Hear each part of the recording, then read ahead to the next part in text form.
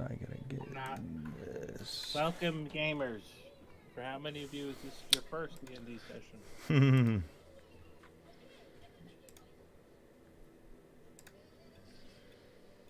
we go.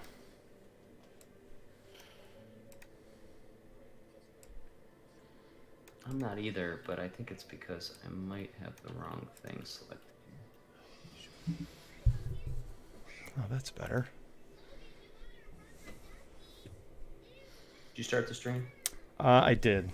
I'm gonna make a little social media post.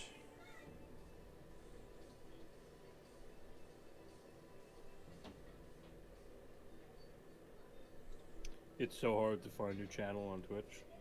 Is it really? Even though I follow you, it's like, here's people you really want to watch. You don't want to watch your best friend. I swear to God, they it does that on they purpose. do. It's You stupid. want to watch this I will guy. say though, I probably watch more Twitch things than the average person, but I will say, I do like how they've stopped making it so it's always like the order of the people per game, like the why can't I talk? The streamers per game are the ones that are like the first one is the one that has the most viewers. They changed it so it's just like random people like appear like with 1 or 0 viewers as like, you know, the top person when you open that game type, which is kind of cool. I don't know how that is decided, but at least it's not always the popular ones. Oh, so they probably changed the algorithm. That's it, the algorithm. All right, I have a long recap, so I'm going to go through it quickly because I probably got a little too granular with it. So if you guys have questions, stop me. Otherwise, I'm just going to rattle it off. All right, go. All right, so you started the last session. I'll move us back to where we're at here. We were in the Red Brand hideout. Is that right? Yep. And we kind of made our way all through that. So, but we started off down in the room where we found the captive goblin Droop, and you guys started with interrogating him. The group told you, or Droop told the group about Droop told the group about like the secret door in the Arno's bedchamber. Deckard tied up Droop and tethered him to Thoradin with slip knots. It was an important point. It was slip knots. Spargo cast an illusion on the knot to trick Droop into thinking it was trapped. Thoradin couldn't find the secret door. Droop pointed out a big button and they opened it. The group went into a secret stairwell back in, which was here. I'm just going to kind of ping things as we walk around. Which got you back to this. You kind of went up some steps and into a storeroom where you found another secret door over here. Had been opened by the button. The group kind of made their way around here. This door here was locked. So Spargle did like this magic trick where he froze some water inside of the lock and it like froze up. And Thoradin was like, he came running in the room. He's like, I got the door. I'll charge into it. And he started running down the hallway towards the wrong door. And he did like a 180 and he swung back around. And poor little Droop was tied and just kind of dragging along behind him the whole time, just kind of skipping along the floor there. And then Thoradin headbutted the frozen lock and busted it open into this room that was basically just a storeroom. Let me see, I'll speed this up a little bit. So then you guys went south into here. It was a big crypt room. There was like some sarcophagus and there were some actual undead, some animated skeletons in here from a long time ago. The old inhabitants of this place, I assume. The group took care of them. Let's see. Even Droop got in on the action. Thoradin was giving him a javelin and a sword and stuff, and he was getting into it a little bit. He moved down through here, or into this room over here, which happened to be a big, like, sort of prison area with a couple cells. There were a couple red brands in here that had a whole family captured, a mom, an older daughter, and a son. You guys took care of those red brands. Again, Droop was kind of helping out. One of the red brands you guys kind of let live for a little bit. He was hiding and was saying like he didn't want to get wrapped up in the red brands, and he was just sort of pleading for his life. His name was Flint Masterson. And you guys subdued him, and Thoradin peed all over him. He was just inside of the bars pleading for his life, and Thornton just started pissing all over him, I guess, to demoralize him further. And then Decker just started bitch slapping him back and forth. The guy thought he could make a run for it, and he started running, and Alaric just sort of grabbed him, and sort of like cartoon style, as he was running by, he just kind of grabbed him, and his legs kept going, but he didn't. He was just kind of holding him there still. And then the guy just spilled the beans on everything he knew about Iarno and the Black Spider. The boy in the group was named Nars, but Thoradin renamed him Neil for some reason. So then they tied up the Red Brand, probably another Slipknot, and told the group that he. And that Red Brand said, like, if you guys hadn't seen Iarno yet, he was probably trying to go out his sort of escape route to the south. So everybody kind of made their way there.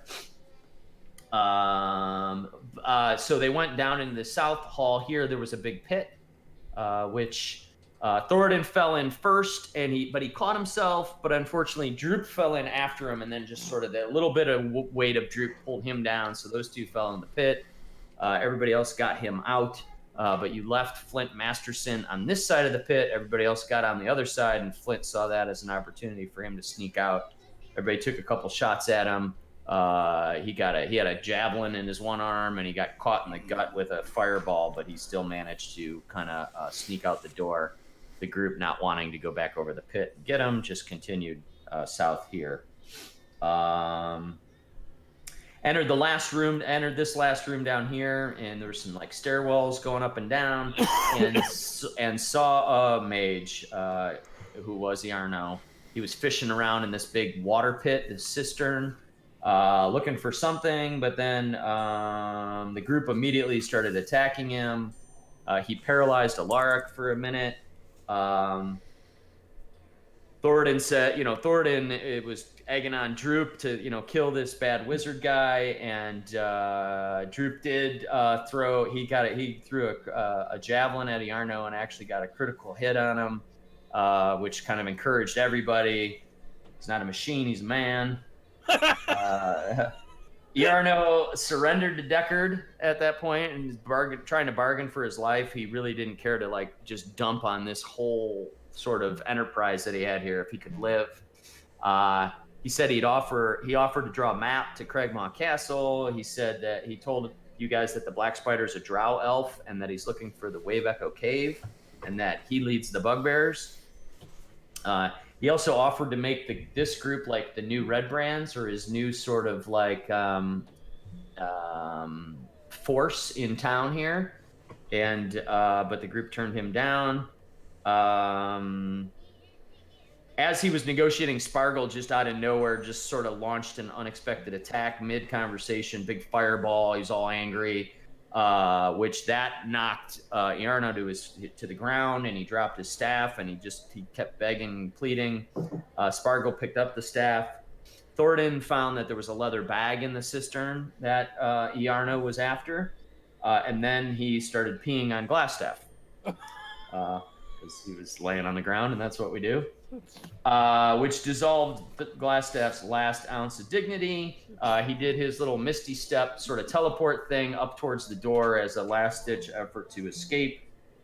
But then Alaric just stormed, immediately, without hesitation. Once that stasis paralysis dropped, he charged up the stairs and just ended Iarno or Glassstaff. Yep, in a big puddle of blood. And then Deckard and Spargle argued over taking Iarno's head, but Deckard was a little faster, got there first, and he picked Iarno up off the ground, and with his short sword, I think he wielded, whatever it is. On his head, little man. I'm on his head now. Just quickly and cleanly, almost like he wasn't cutting through a head. It just came off nice and clean. And threw it in a little makeshift bag that Spargle had created, ironically, out of Red Brand cloak. And then it was relatively quiet, knowing that they had sort of combed through this whole complex and taken out the leader. The group thought it was relatively safe to take a long rest here. So you got a long rest in this room. And as you were waking up, Droop was, at one point during the conversation, Droop suggested that, you guys your group is powerful enough that you can probably take on the Cragmaw Castle. And he said that, maybe you guys could help save his family or free his family or friends that are sort of indentured there. And then as you were waking up, Droop was sketching out a map to Cragmaw Castle, hoping that maybe he could just give that to you guys and you would think that was good enough to let him go. And he hands that to Thoradin. So you now have a map that is, at least as far as Droop is concerned, leads you to Cragmaw Castle. So I'm looking at the map, right? And I'm scratching my head. I'm half drunk, because I always am. Let's face it. And I look at the map and I say, Droop, I'm not a master navigator, but some of these directions don't exactly agree with one another. And yeah. Droop looks really confused at you, and he points at the map where it says "Cave Us," and he says, "Yeah, we're here, and we go that way, and that's the castle. You go that way." I have the map up on the stream, by the way, just for the time being. I was just gonna say, you should. That's good. So I look at Droop and I say, "I'll tell you what, lad. You want your family saved and your friends, right?" Droop wants to go free, but then you free his friends. But Droop go free. You free them with us. You're coming with us, lad. He looks at you, and now he doesn't look as excited and happy. You threw a javelin right at Glassstaff, and you hit him square in the fucking head. You have to come with us. But they won't like Droop there. They won't let Droop in. They'll kill Droop for being a traitor. Exactly why we want you, lad. You're coming with us. His shoulders slump again, and he just nods, and he just takes the map from you, just kind of puts it in his pocket, and he says, "Okay, Droop, show you how to get there." Perfect. I like how he spells. I like how he spells trees, and hideout and cave and north, but he drilled Cragmaw. I love it. Yeah, The hardest word out of all those, and he spelled it right.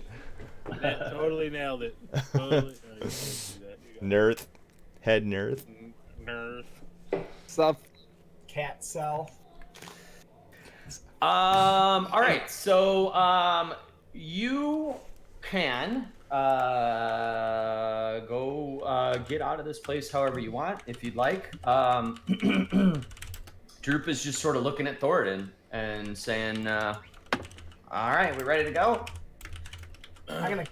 Since it's been a long rest, Dan, I'm just as like my morning thing. I'm gonna cast mage armor.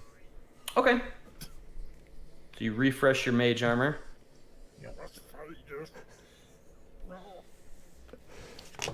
Did the goblins shower since we've been? We're in this cave. They're in this little cistern, right? Still. This Droop? Yeah. No, Droop is not showered at all. He Droop, looks- go. You smell like shit. Go wash up in the little bath over there. And he's like smelling himself, and he's like, "That's not a bath." Everybody likes their own brand, but I insist you go in there and you start washing off, lad. So I take off my pants. And I go in, and I say, "Come on, let's go, lad. Wash up." He looks at you like really reluctantly, and just sort of slides over to the furthest side of the cistern to like get as much distance between you and him, and just slowly starts dipping his feet in. Perfect. Very good. And as you're just sort of staring at him and waiting for him to do whatever, he starts going. He doesn't have soap or towels or anything. He just starts to like kind of motion like with water and splash it. He doesn't look like he's really good at bathing. Like he's done it Wash your often. balls, lad. Get your balls. And he follows. He follows your instruction and he continues to wipe himself off. You guys start to think that whoever would be here afterwards and want to drink out of this would be super unfortunate. But Droop looks a little cleaner. Yeah, there you go. All right, The cool. little bit of weird sort of matted hair that he has is now all in one like streaky kind of comb over bit of like You- thing, kind of you matted, have, matted to his face. Do you have one of those enlarged pictures of a goblin, just so we kind of know what we're looking at here?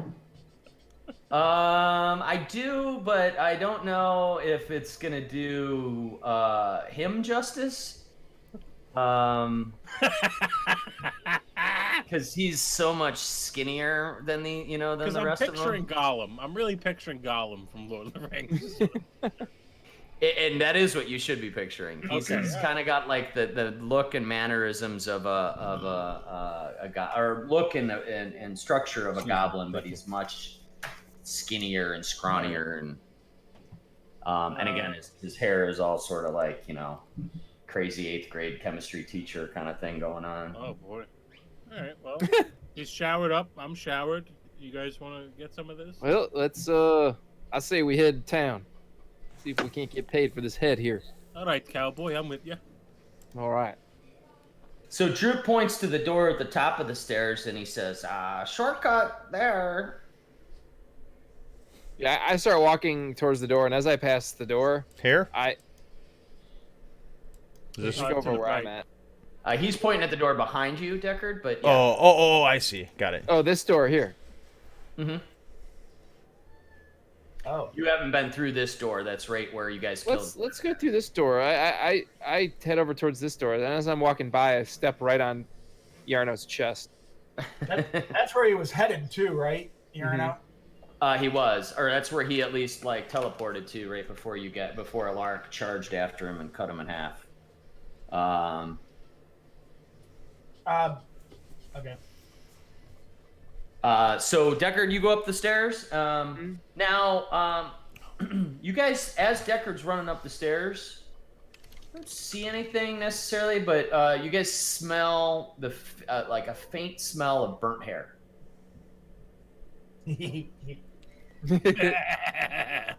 And anyhow, so you get to the door, Deckard, and it looks unlocked. Can I press my ear to the door and see if I hear anything? Yeah, make a perception check. Nice. 23.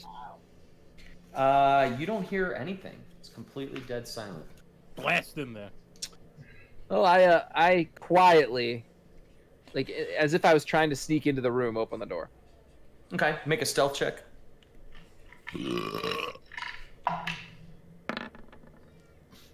Ugh. 9. So you're being real quiet, and the door's not making a single sound, and you're moving your hand, and your hand slips, and your body goes forward, and you come to both your knees, and the door slams open, and boom, it echoes throughout the whole lower sort of catacombs where you're in. But after that echo, seemingly after like 20 seconds, it seems like in your head of just reverberating echo, finally comes to a calm silence. You don't hear anything. I tripped over the dead body here. My bad. And this refreshing smell of like the outdoor cooler air kind of rushes in, and kind of everybody in the room sort of gets that. And you're looking out into sort of a dark evening, clear, stars out kind of sky, and you realize you're on the sort of like the more sort of front door sort of area of this old ruins.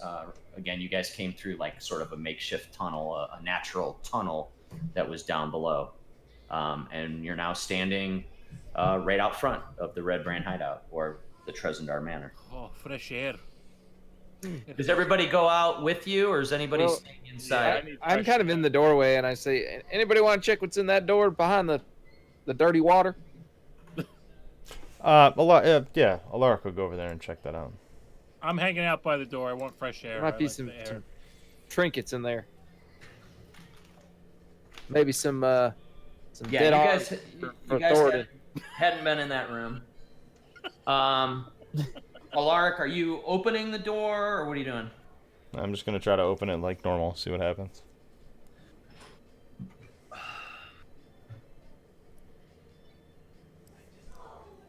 What the hell? Oh, I'm on the completely. Sorry, hold on 1 second. You're doing what? Sorry, say that again. Just gonna try to open the door like normal. Okay. So you swing the door open. Make a perception check.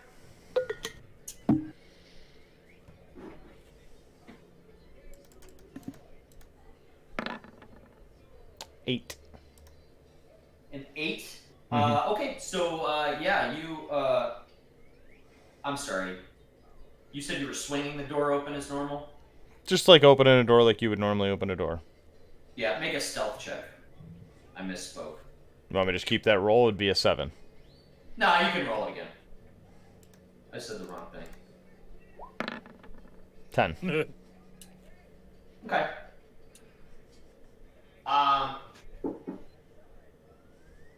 So the door swings open. You're trying to be, quiet about it, but it makes a creaking noise as it's going open, as it's opening. Now make a perception check. 22. Okay. You very faintly hear in a human voice, shh, shh, I think they opened the door. They opened the door. As you creak the door open. But then when you open the room, it's dark in there and you don't see anybody initially. The room appears to be a storeroom pressed into service as living quarters. 2 double bunks.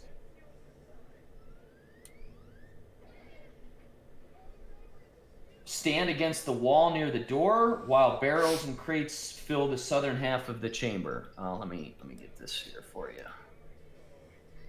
I got a reveal area. All right, so you see that.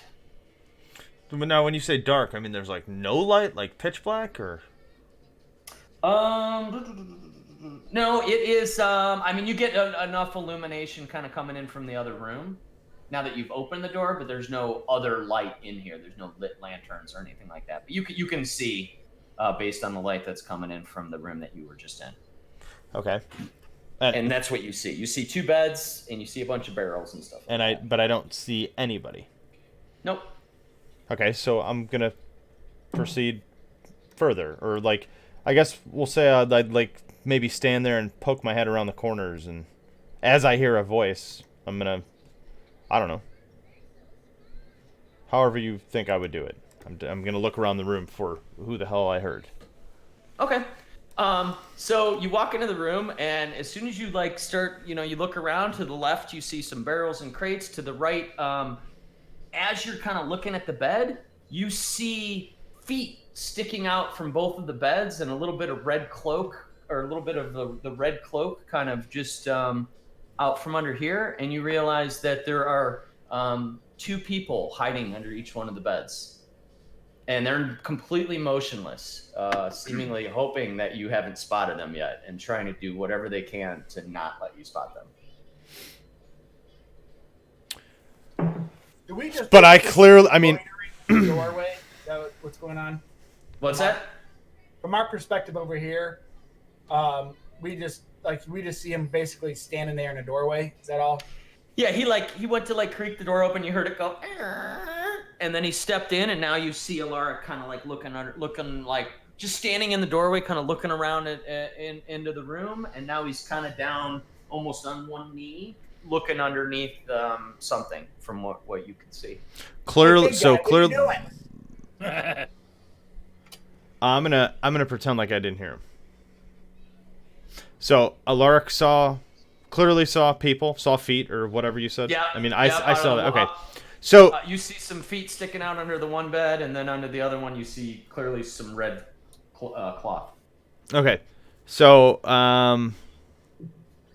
Alaric's gonna quickly decide to just kind of go with the flow and pretend like he didn't see anybody, and turn around and just walk out of the room normally, close the door behind him normally, and he's going to walk back over to the group And as he's walking back over to the group, I'm gonna be, Alaric's gonna be kind of like giving Spargle like a shush kind of face. You know, face? What signal? Face. Right, What the fuck? Gesture. So yeah. So yeah, Alaric's gonna walk back over there if I can. I assume they are gonna want me to leave without me noticing them, and I'm gonna make my way back over and relay to the group what I just saw. Tell them that I think there may be some red brands holed up in this room that didn't want me to spot them. Let's go chop their fucking heads off. I'm with Hope Mender. After you, friend. I think Alaric should do the honors. Chopping one of these dudes up first. Oh, he's very good at it. All right, I'm with you on this one. I didn't want Sure, to let's go, lad. get overwhelmed by myself. I'm hanging back. I'll shoot some arrows at some dudes. All right, so we're like right here. This time, just because it sounds fun and I don't give a shit. I mean, what does this door look like? Is this like a wooden door? Yeah, it's the same as most of the other ones. It's a wooden door with like some copper-like weaved into it, and the copper's all kind of old and rotting. I mean, Does this look like something that a 265-pound half-orc could bust through? with a good enough strength check? All right, Alaric's gonna try to just, maybe if we all took a step back, gonna try to get some speed and just bust through it with his sword drawn. He's gonna kind of hold his two-handed sword in his right hand and lower his left shoulder into the door, and just bust in swinging. Did I miss something here?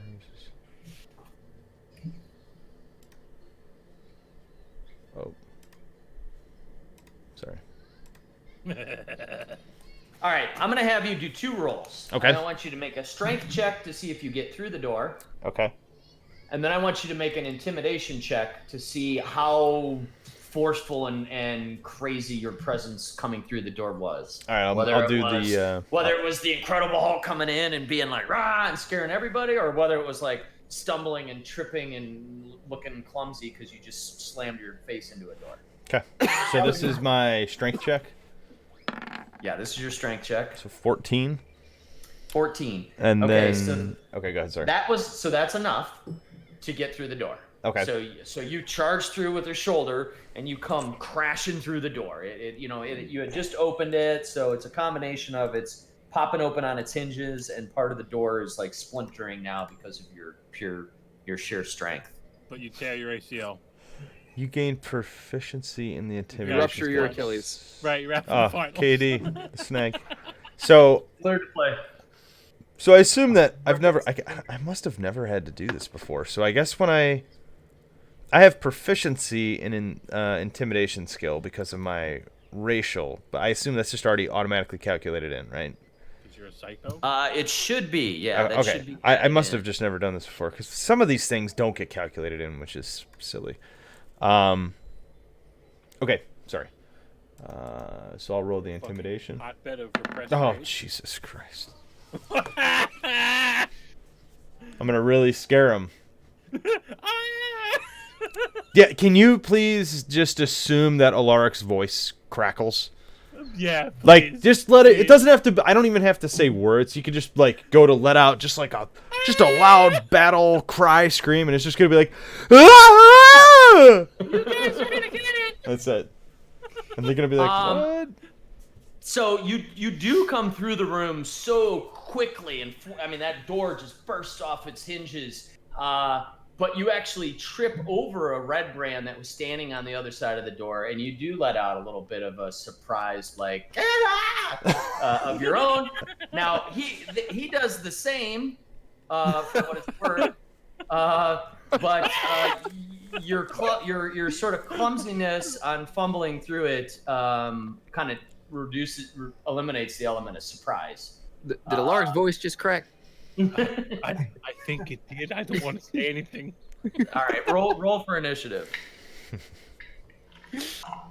Everybody. I see it. Droop, did you hear his voice crack? I did hear it. That big guy squeaks like me. I had an 11.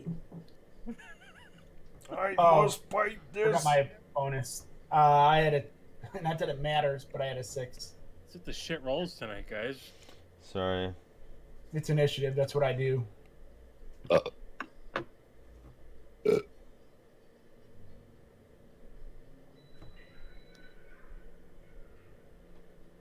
Yeah, let's have better rolls than we did last time. Remember, every friggin' attack was like, Yeah, took us. We didn't even kill that one red brand. yeah.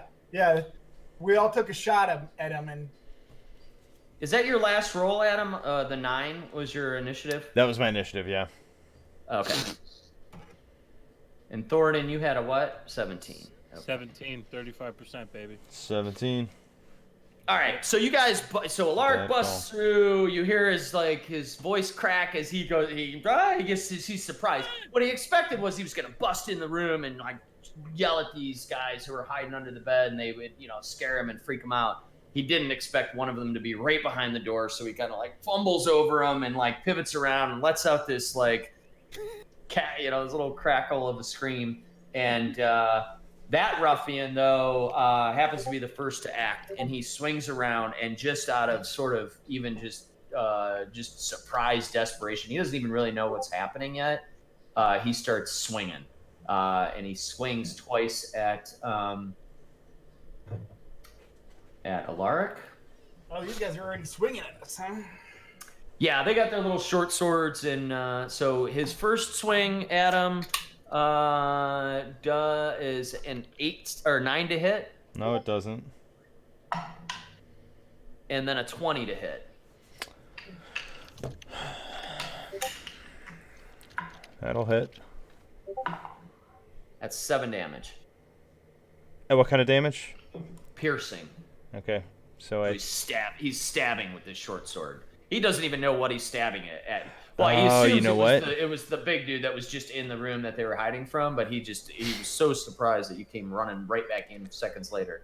Now that actually hits me because I haven't had a turn yet, so I haven't raged. Although running through that door was an attempt at a rage, but I didn't declare that. So I'm just taking 7, and I won't take half. Okay. All right. I mean, and then God, you have so few hit points. Thoradin, it's your turn. Get on my level. All right, so I'm trying. Alaric is in the way, so I can't really like. You can move through me. You can always move through a him. friendly. You can even move through the ruffian, but it'll become difficult terrain. So you gotta Can I go 5, 10, move 15. through Alaric and then jump on the bed? Yep. And then Droop's still attached to me. Right. Where the hell did Droop go? There he is. So right, okay, so I go over here, and then I want to smash this guy's face with the Talon. All right. Roll your can attack. Does Droop get an attack? Is that still a thing we're doing, or was that just kind of? Why are you hitting him with my paladin? Yeah. Droop will get it. Droop will get an attack right after you do. Okay, good. Okay, good. All right, so I'm gonna use my nice, amazing, legendary blade called Talon, and I'm gonna guy's fucking throat. Hopefully. So I'm take a swing at him. So it's a 20, it's a +6. All right, here we go. So I jump on the bed, and then I jump in the air with the sword, and I try to come down with it on the red brand, and I Nice. get him. I All get him. right. So Talon comes straight down on this ruffian who just had stabbed your buddy, and that's the one you're attacking, right? The one that's in the middle here. Yeah, that one. Okay. Yep. Good hit. Go ahead and roll your damage, which is a D8 plus 4. Yes. Are you two-handing this, or do you have your shield out? I have my shield on. Yeah. I think it's better for me to tank with the both of you guys. Is Droop like tied to your like waist, or like how do you, you're not holding this rope with your offhand? How did we Deckard, you tied the, or yeah, I don't know how you guys. I thought it was tied off to you too. Like I thought I don't know. It was. He was tied to you, but I don't know. Was he tied? Were you holding the rope, or was it tied around like your waist? Like tied on me, on my leg or my junk. What is he tied? I don't know. I kind of the way you were running around the last session. I kind of envision it like you're just On the tied waist? around your waist. Yeah. All right, that's fine. I'm So cool with that. that's good. Okay. So go ahead and roll your damage. Woo! Big hit. Oh, that's max damage. That's maximum fun. All right. Yeah. So Talon comes down and strikes real hard on this ruffian who doesn't know what the fuck's going on right now. And you get him like straight through the back because he's turned to Alaric and still has this like short sword in him, and it goes straight down all of like through his red cloak, and then you see red blood darker than the cloak starting to kind of bleed in and just fill that in, and he looks really fucked up. Is it like when the Hound cuts through Beric Dondarrion? Yeah. I was thinking. You see that capillary effect or whatever they call it? I was thinking more of when he cuts the horse's head off, but that's just me. Take that, you bastard! And he's bleeding everywhere. And I say, Droop, finish this son of a bitch.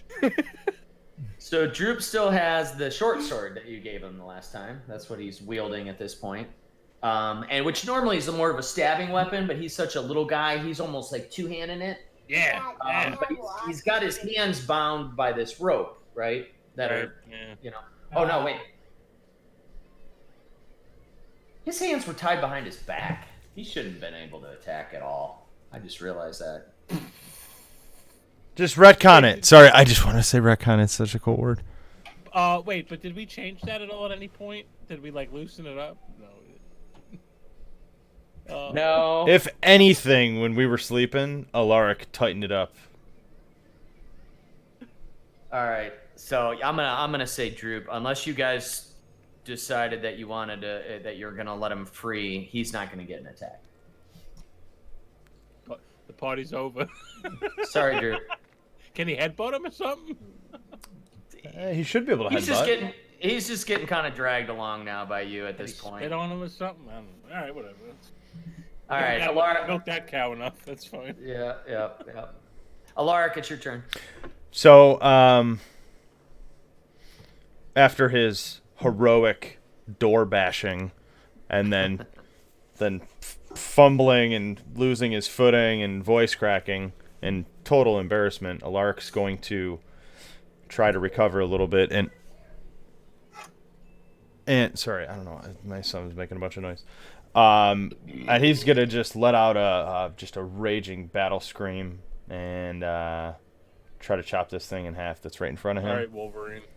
All right. Sorry, I'm always trying to find more creative ways to announce my rage, but it's just like I'm just getting angry. I don't know. I'm turning into the Hulk. Are you raging? Actually. Yeah. Yep. Okay. Yep. Get really pissed. Yeah. And I'm going to attack recklessly as well. Okay. Make sure I'm not missing anything here. 6. All right, Weapon X.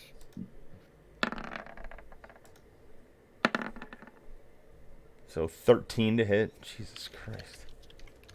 That was with advantage, huh? Uh-huh. You miss. You just start, I don't know if it's because you're still trying to regain your balance or just the chaos of Thoradin and this goblin just, rushing right by you and everything that's going on, but you swing twice and just hit nothing but air. Or you swing once and hit nothing but air. So That's these it guys for are me. probably armored. Okay, Deckard, it's your turn. That's it for me. Lark's standing in the doorway just swinging left and right, but you still see a ruffian upright in front of him. He's got sort of blood dripping down from his back all over the floor. He looks pretty hurt.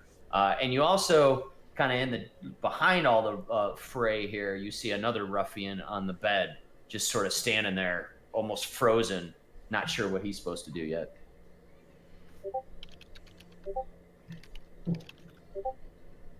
Oh, that's supposed to be a GIF. Shit. Oh, I fucked it up. You're muted, Will. Oh, my bad.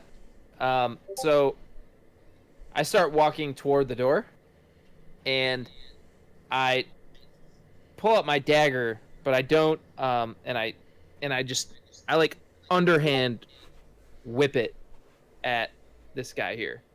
Like I don't throw it overhand. Like as I'm pulling it out, I just The wounded one, you just kind of Yeah. like throw it out. Okay. Mm. Go ahead and roll your attack on him.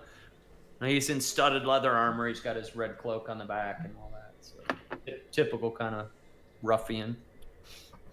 I think 6. 17 to hit. All right. Yep. The dagger goes straight in, pierces right through his studded leather armor, and sinks in pretty good. You take 8 damage.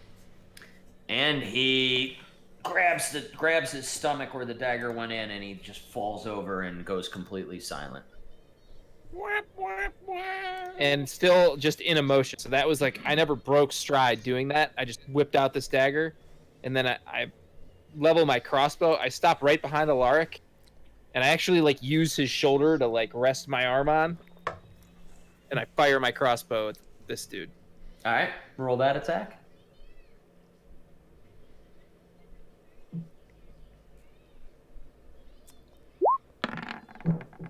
Ooh, nice. And then the crossbow bolt goes deep, almost in the exact same spot in this other ruffian where your dagger went in the first one, straight in through his studded leather and right into his abdomen. Okay. 9 damage to him. And he almost, I don't know if it's the surprise of even being hit from his perspective, like out of nowhere, this bolt just came flying into the room, or the actual impact of the damage. But he also makes a big, like a oof noise as he sort of grabs the area where the bolt is. But he's got his short sword drawn and he's still standing. And Alaric, what you saw from your perspective is you took a couple swings at the ruffian, missed, and were kind of like which incensed you even more in anger. But then from your left, this dagger whizzes by, hits that one in the stomach, and it drops over. And then you feel like lightly on your shoulder this like arm, and you just see this bolt fly out, hit the one right in front of you. What else? Anything else you want to do, Deckard? That's it. Okay. Spargle, your turn. You've seen all this like commotion after Alaric went charging into the room. Well, what can I even do here? Like, there's like lots of people in front of me. Yeah.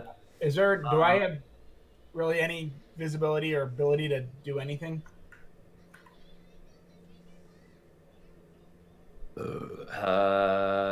You're a little gnome. You're welcome to like weave your way in and out. You've got 30 feet of movement. You can probably get yourself to stand right on top of the other ruffian if you'd like. Maybe I could like even go down low and wiggle between legs.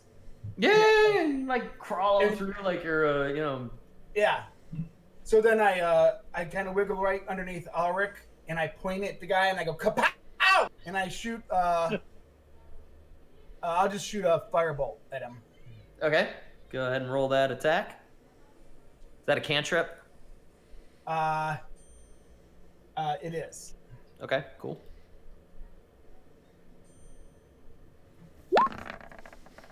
Oh! Teach me to be like you.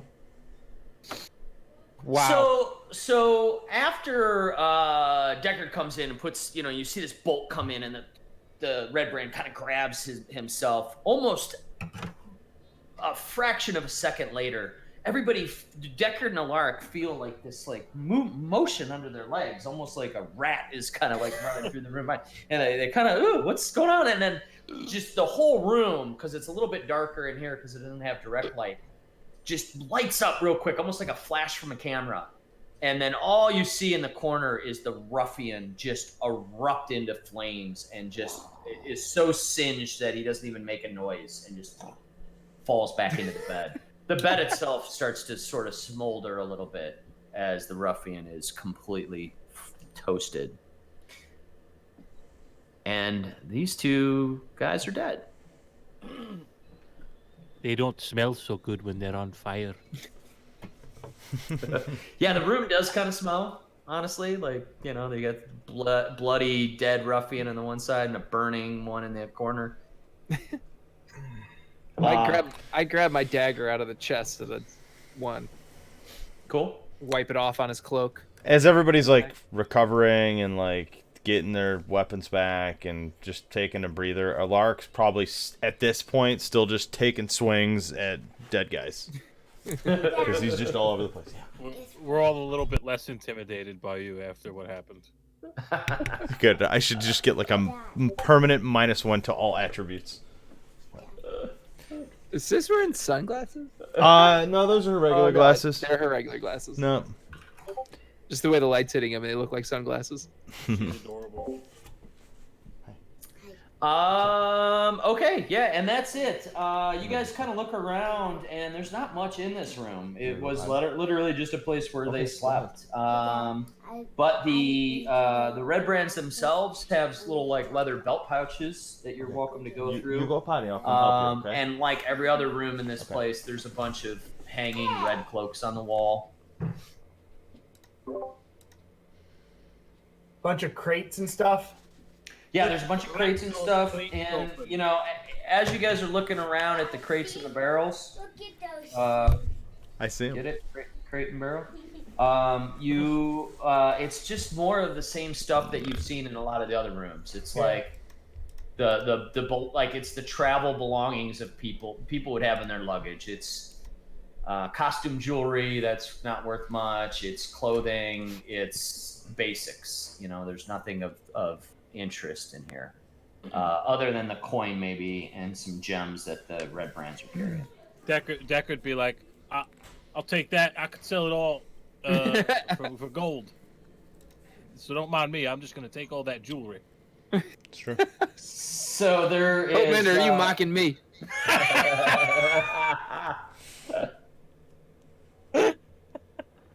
Some of us grew up on the farm. It's not my fault I talk this way. It's my pops. Talk this way, and it's how I talk.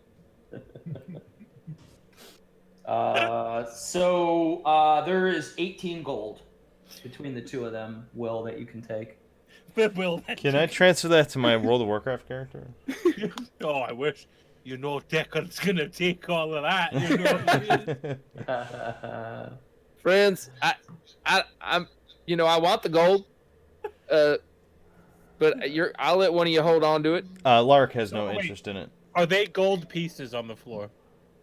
Like, are they? They're in the pouches. They're in the little belt pouches, little fanny packs So, that the ruffians have. Thornton pulls his pants Oh, As he does, and as he everyone's starts used to. peeing on the gold piece. Oh God! Deckard just runs up and bumps, doesn't shove Thornton, but it bumps him off the gold, trying not to touch him while he's peeing. Dwarf, what the fuck are you doing? All right. So, Will, I said you could have the gold, not pee on it. make an unarmed attack.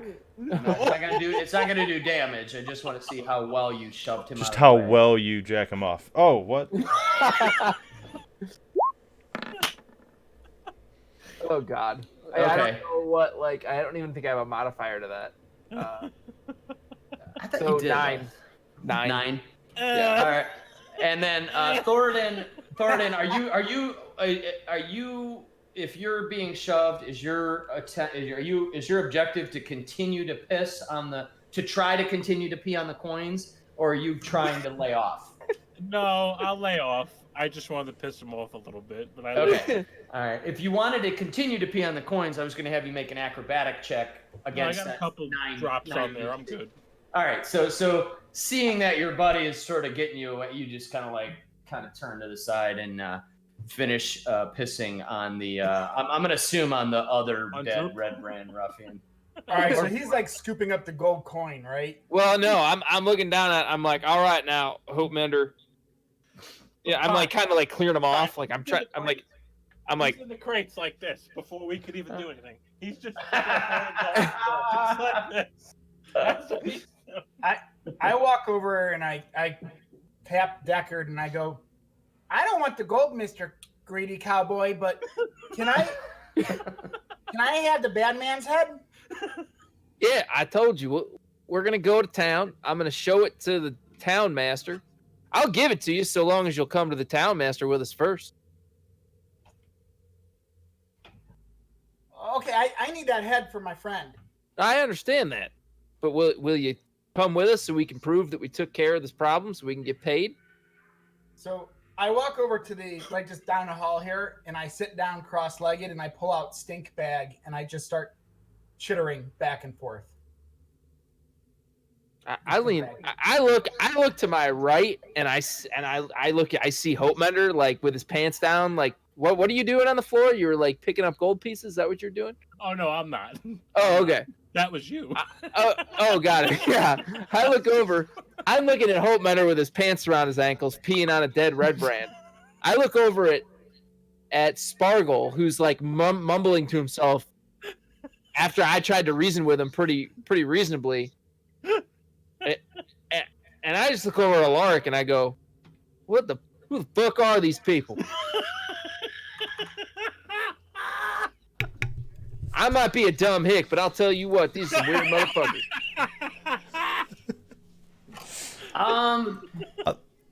Alaric's just gonna shrug. He's just gonna be like, That's all you're getting out of him, dude. After Alaric shrugs, Alaric, you smell again this smell of like burnt hair. Like sort of like when your wife's like when you go into a hair salon and you just smell this. or when I take a lighter and set my arm hair on fire. Yeah. Or yeah.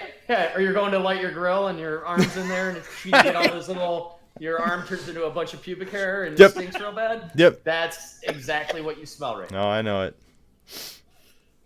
Okay. All right. You mean just me? You just smell it in your vicinity. No, actually, Deckard and Spargle, you smell it as well. What, do I not have a functioning nose? Can I like... Deckard, can you say something? Can you be like, y'all smell that shit? Y'all smell that burnt shit? Spargle and Alaric make perception checks. Okay. Perception. And then Whoa. I grab one of the red cloak, the one he didn't pee on or one hanging on the wall, and I use it to start wiping off the gold as I put it in my pocket. 20. And I'm shaking my head the whole time looking at Hope Bender. Slack, please, Spargle and Alaric. Okay. I'm like, hey, I'll tell you what, you're running real thin on getting that bottle of wine now, Thor. You'll be damn lucky if I don't drink that thing before you do. As long as someone does lie. Wait, one. You know what? Hold on. I just start to One sec. giggle. Spargle starts laughing. He's laughing for whatever reason. Oh, I'm really gonna piss in real life in a minute. Oh, God. Thor, did you smell that? I don't smell anything. Thoradin, you can make a perception check Okay. when he says that. Do I not get to make a perception check? You shouldn't have to make a perception check. Am I on fire? Is someone burning? Did you roll one, Thoradin? 10. Yeah, no, you don't smell anything. Nope. I mean, you smell your own piss, I'm and definitely then peeing. you smell the blood of ruffians, and you smell a half-bathed Droop. But can I like follow my nose to this smell? This You smell it strongly. It's everywhere. Get in there, Toucan Sam. It's Can I- like it's like you walked into a women's salon for real. It's that smell. can I like look over myself to make sure I'm not on fire? Yeah. Go ahead and roll perception on that.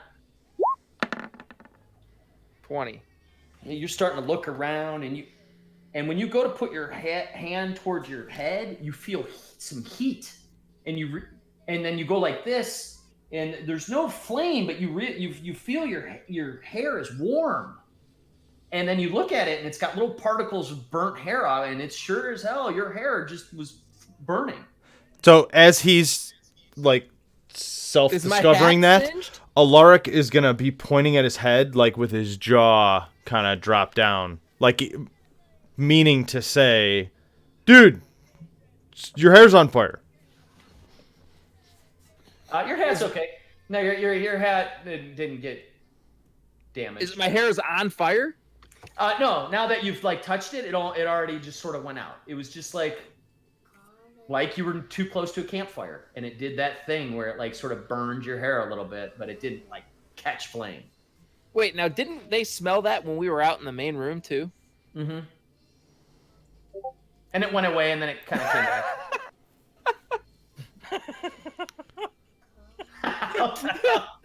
Man, dude, Matt's got a thing for. He remembers a thing for fucking everything. I love it. He does so good. It's not quite as severe. So how damaged is my hair? It's almost like after you've like pulled off the burnt ends, it's fine. God It's not, damn like it! it's not like you're missing half your hair, but it's My threads are all messed up now.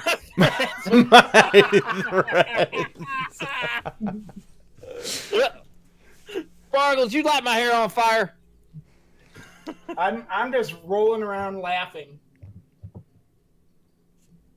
Was it the damn the little person? I just go poof.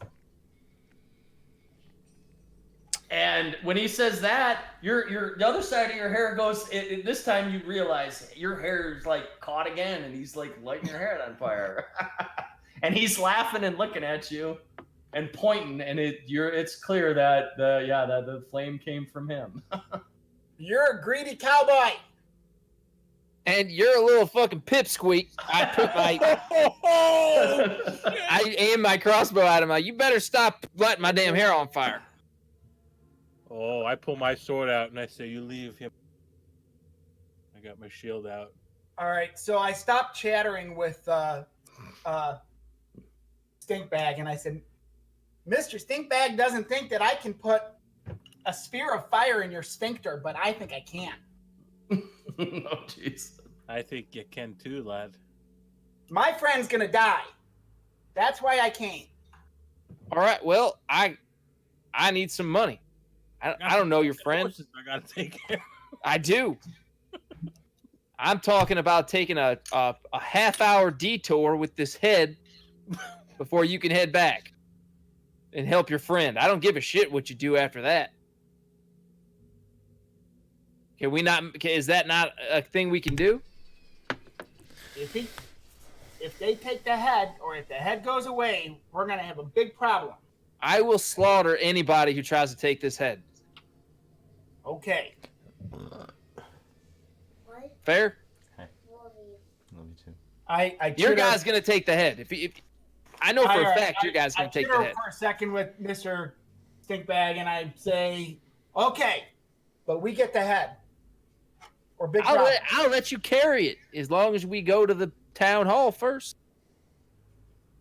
Okay, I seemed very much more relieved about that. And I hand you the head. Okay.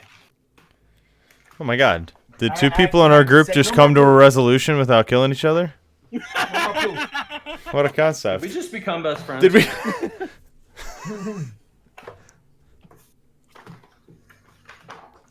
And you hear after Deckard hands Spargle the head, he turns around, he's got like his hat in one hand, he puts his crossbow in, you just see him like patting his hair, just mumbling under his breath like, God Playing a damn game. it. I just got cut. Just got it good. In the video? I have my hair's gone. Look, fucking midget guy. Nobody's gonna want to take me on a date down at the Dude Ranch. All right, so Spargle, you now have Iarno's head, Cool. and the group is And I have 18 more gold, right? You have 18 more gold. Did and you say there were have- gems? Yeah. And you have a It has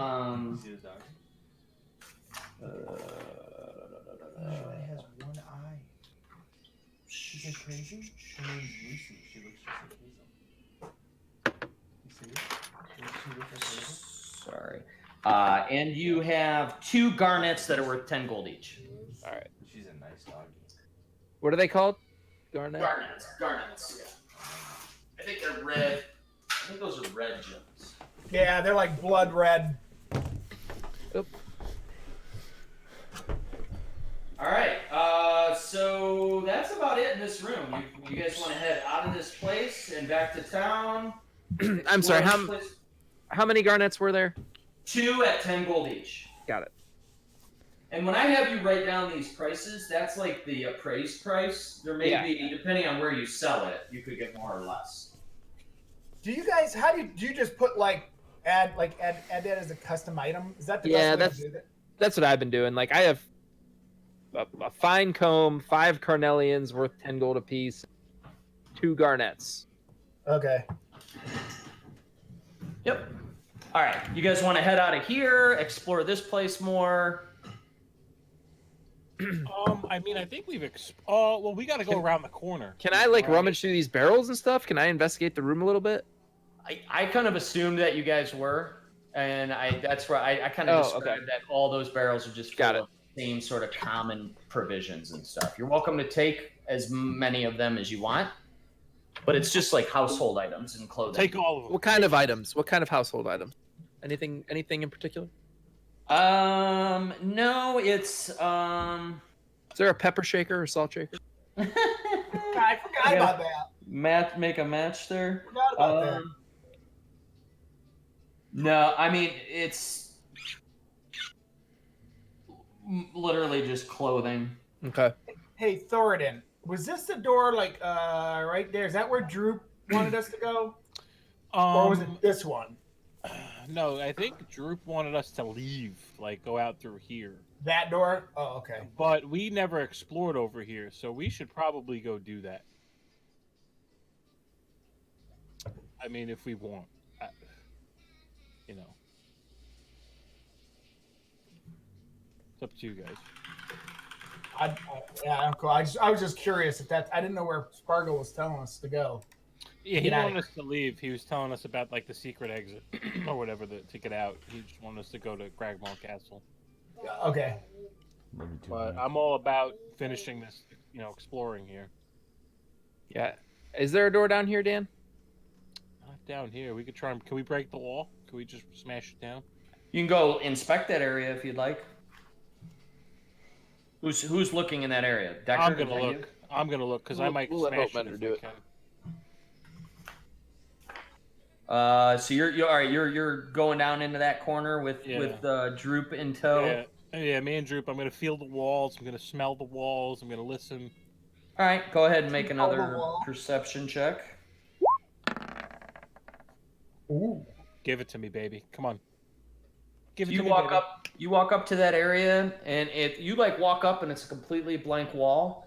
And you walk up, and you rub your hand over it in a certain gesture, and push, and it swings right open. There's a secret. Oh, what's up? What's up, player?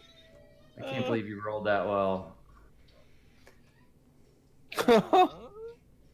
I thought that was a regular door. I thought that. Was it a regular door there? No, there was no door. That was just a wall. Oh. All right, cool. Did you just bust through a wall? Magically. I didn't have to smash my head into it. You just saved me a concussion. So what you see though is a tunnel that goes back to I'm trying to remember who it was. It might have been Alaric that kind of went down this way. Yeah, that was me. This room here with the big crevasse in the middle was where the eye monster was. You guys had kind of checked out down here and never decided to go down this hallway.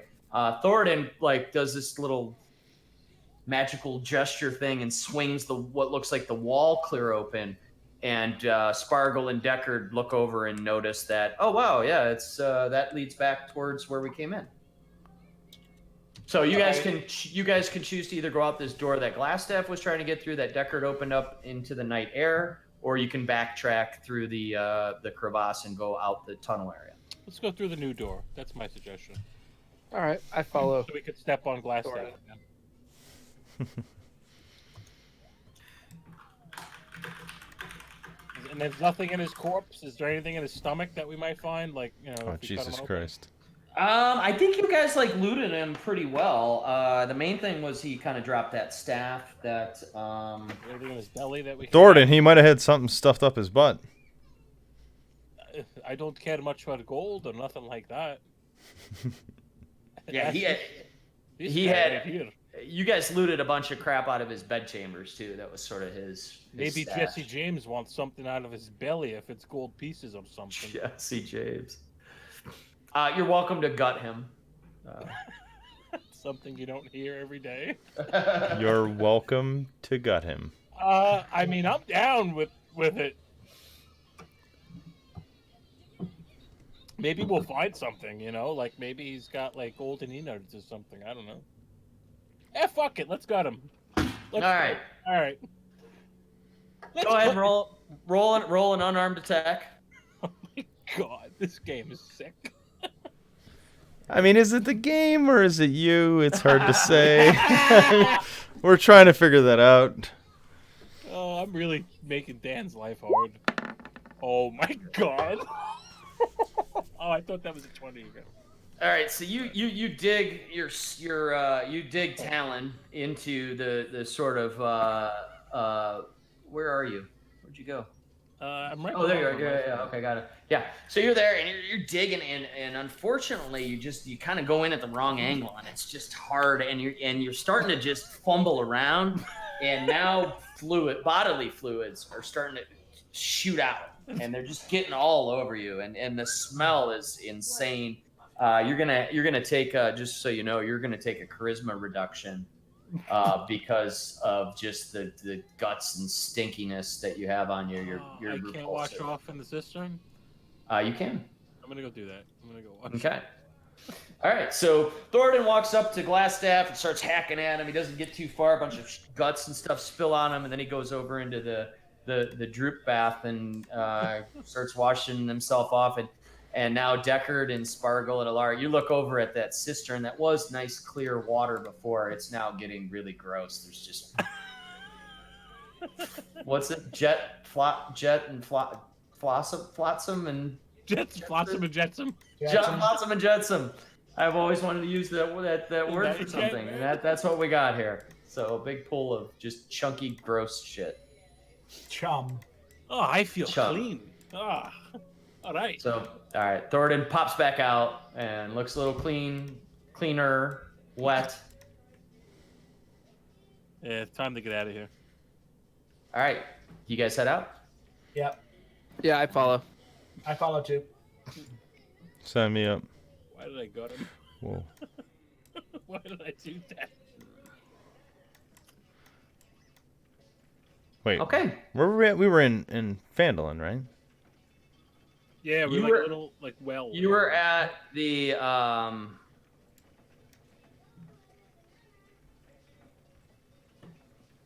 yeah, sorry. The mansion, right? Is Okay. that good? Do you see the little cart where you're at? Yeah. Yep. Yeah. Yeah, actually, hold on. Let me move you to the city map. Weren't we in Conaberry for something in our other campaign? Uh-huh. Okay. I think I remember why we were there. Oh yeah. Right? Was Let that me see if I can when we do- did the thing for Lawson? There you go. I think so. So you guys see this map okay? Yep. Right. Yeah. No, that's good. Yep. Yeah. Van Dalen looks mad clear. All right. So there you're at. You pop back out of the Trezendar Manor, back out through the sort of main door, and you're just standing outside of it. So I think this is when we want to stop at Baratheon's Provisions and kill all the bastards. Sorry, that was really stupid. I liked They're it. making dragonglass weapons there. You should go stock up. I liked it. All right. Where would you guys like to head? Let's go turn in the quest for the head, right? Turn in the quest. I love it. Yes, let's turn it in. It now the guy that we have to talk to, is he gonna have a question mark above his head? He may. Preferably a yellow one. A yellow Please. one. Yeah, Everything not else gray. just doesn't- If it's Not gray, not we're gray. gonna- Yeah, we're not done with the quest. He needs more heads. Yeah. If he wants to keep it, what's going to happen with Spargle and Decker if he wants to keep it? I will slice him up. Ooh. You're Ooh. a man of your word. Okay. Alaric is going to look for a popcorn vendor on the way. All right, so you guys are just cruising down the main road here back towards the Town Master's Hall? Yeah. Yeah. Yep. Okay. So you make your way through town. You look over at the Sleeping Giant Inn. I don't know if you see this now. It's now just burnt to the ground. It's just cinders and ash. Oh, nice. Thornton, kinda- did you want to stop and piss on those? I'm all Thornton I'm all out of piss, he- lad. Yeah, he hasn't drank enough yet. I'm gonna have to start maintaining a piss meter for each of our characters. You can't just Like, pee you know, all like the time. ammunition. Oh, Yeah, like a bladder. look at Like I did drink a lot. holy Yep. shit! Yeah, he's got enough beer. Holy shit. I gotta catch up, my friend. Oh my god. I would drink Thornton, that I'm with you, my man. My kids and my wife are out of town. So Oh my god. Cheers. You I'm need to just take the sucking day off down. tomorrow. I would All drink right. that. Yeah. All right, rock and roll. So you head back through. You're kind of towards the square, the center of town. You go by the Stonehill Inn, and yeah, you're gonna head in now. It's nighttime. Oh, it's nighttime. Mm-hmm. Okay. You're still welcome to go to the Town Master's Hall. The door will be closed. All right, So can I it's have- like middle of Go the night, not like evening.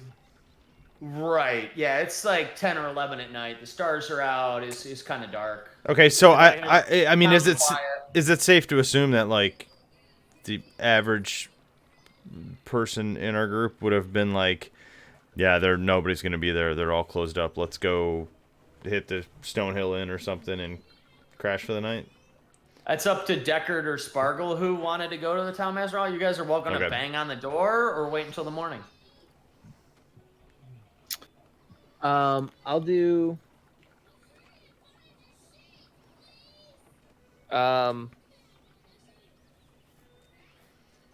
How late is it? Like late, too late for anybody? 10 or 11. p.m. About Oh. 11 p.m.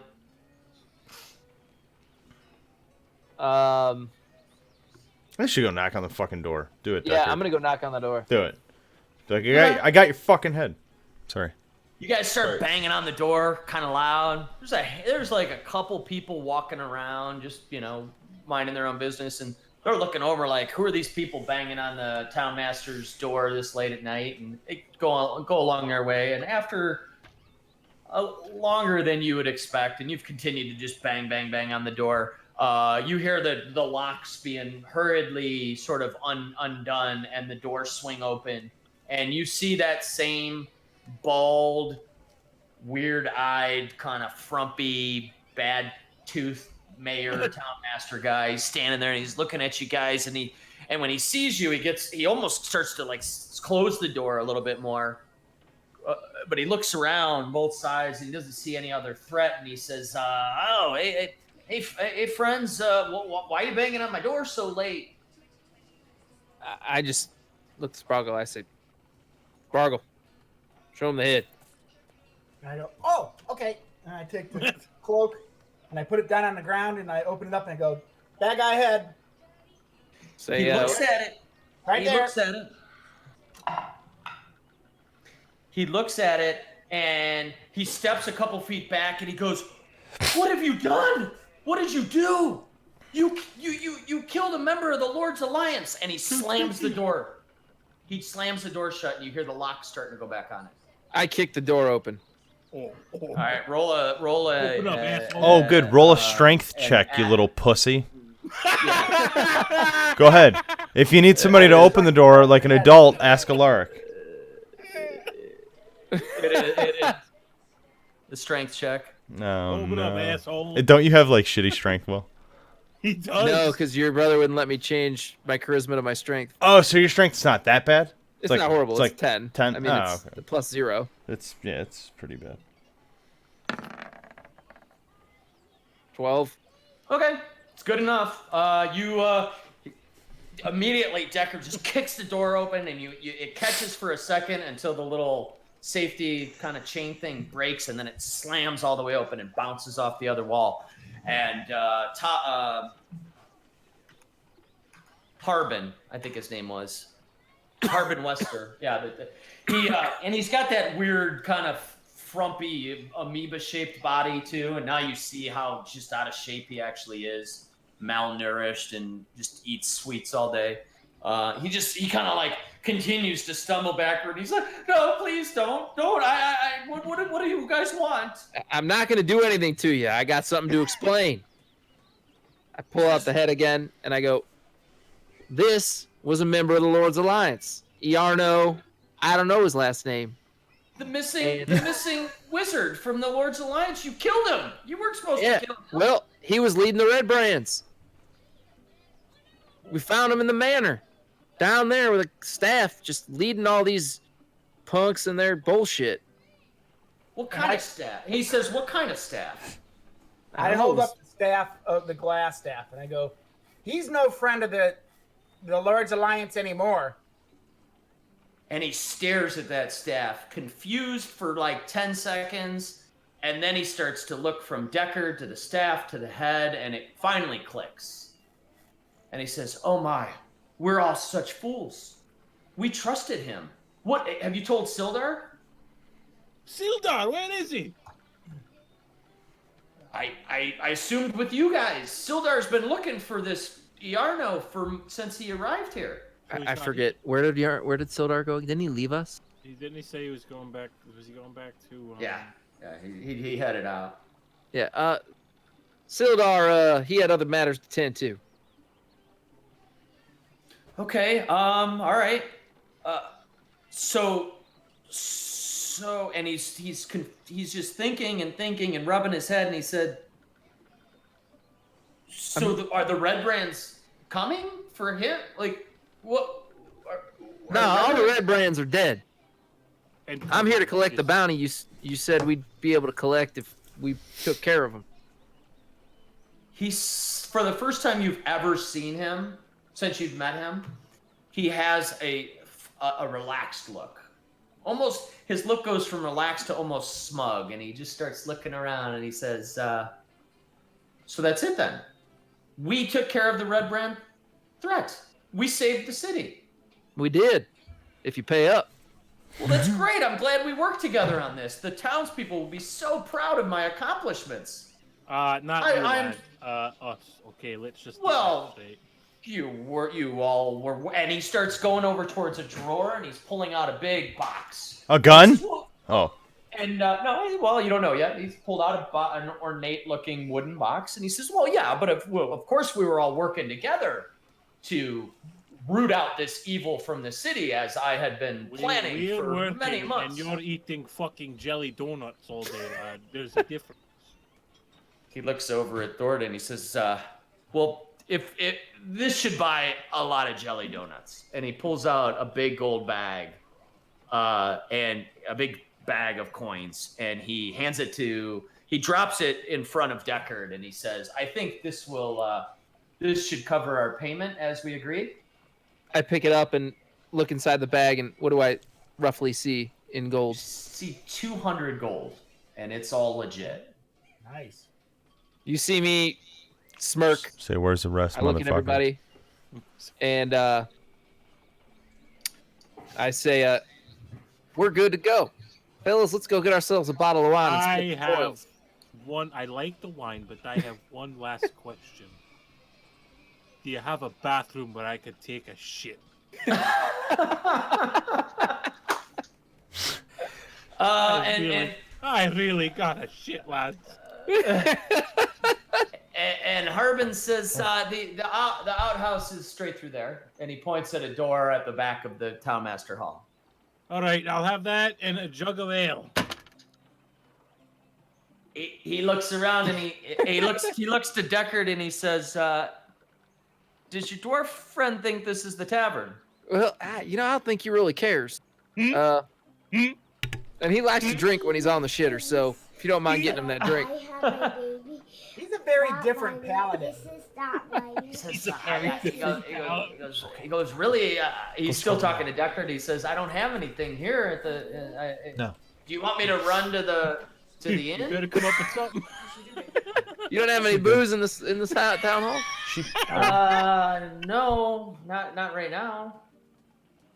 I don't really keep it stocked here. The inn's just across the street.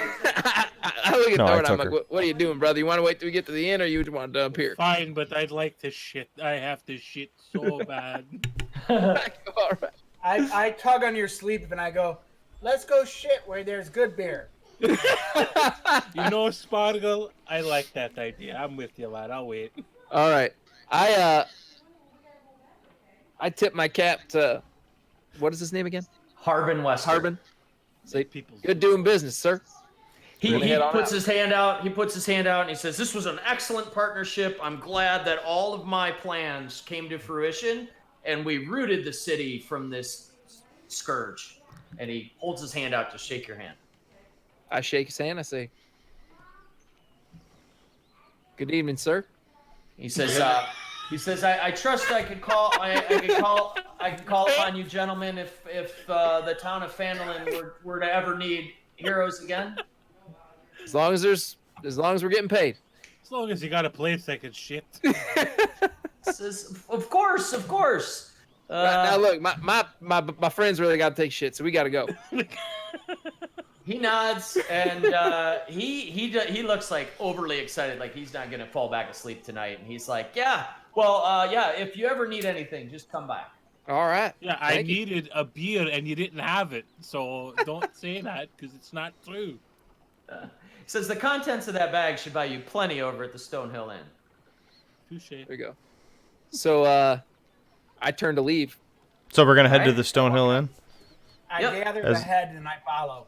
So like Got as we're traveling as a group, I'm gonna like announce to the group and say that I'm just gonna go.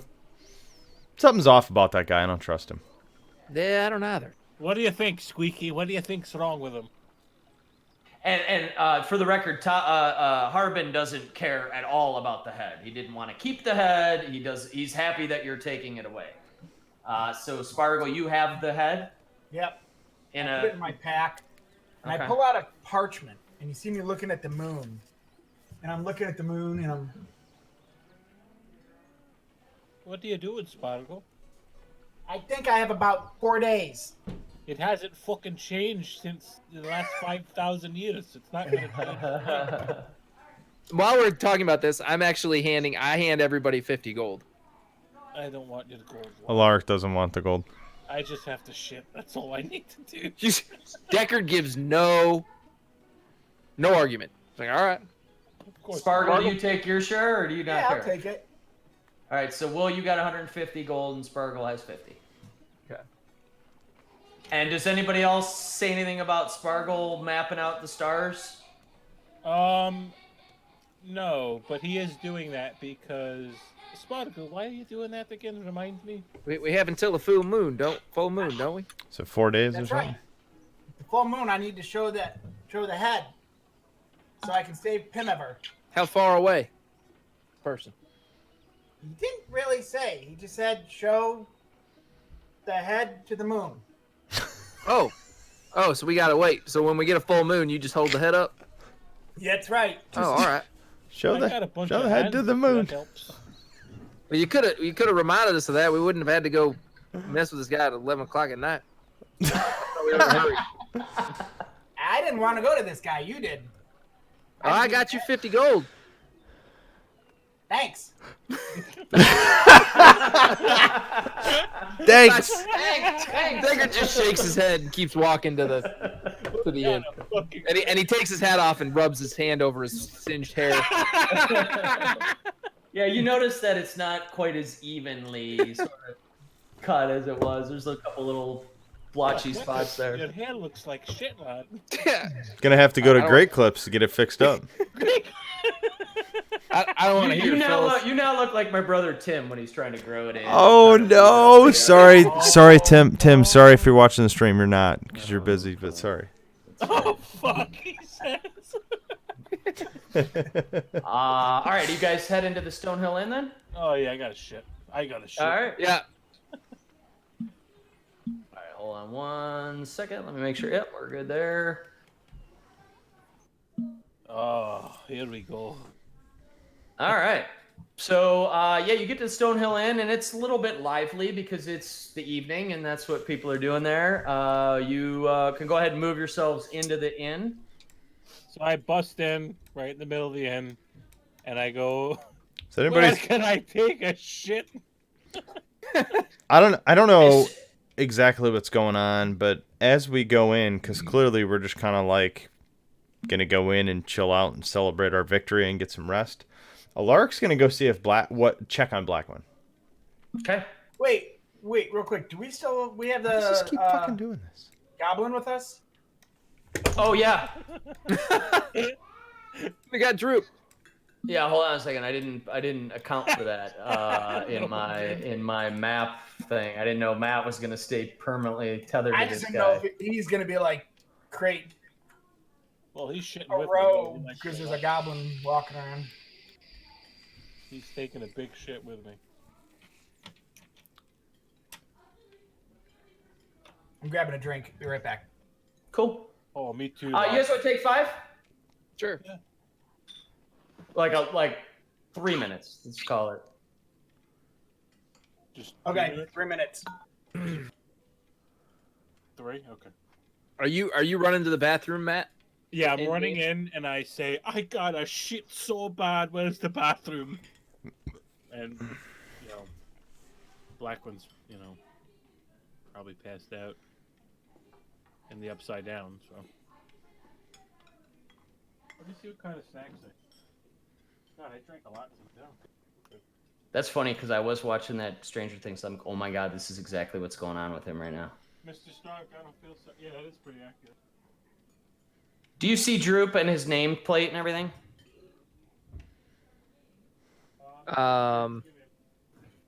Yeah. Okay, cool. Yeah, I'm gonna grab a drink and piss, and then I'll be good to go.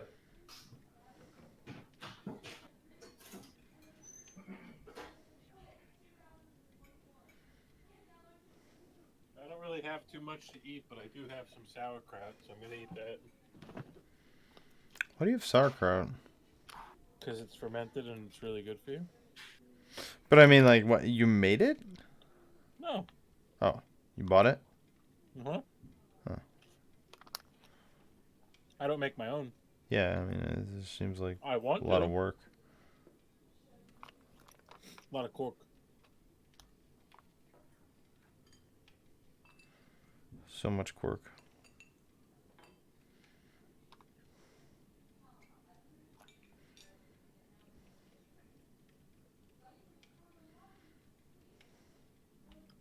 Fun fact for all the viewers of your stream, Adam, if I may.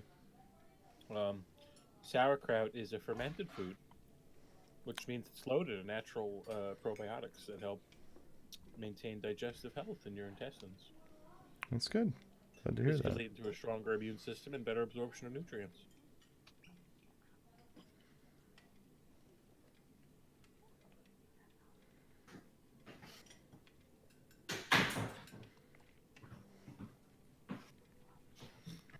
Oh, that's good. That's good.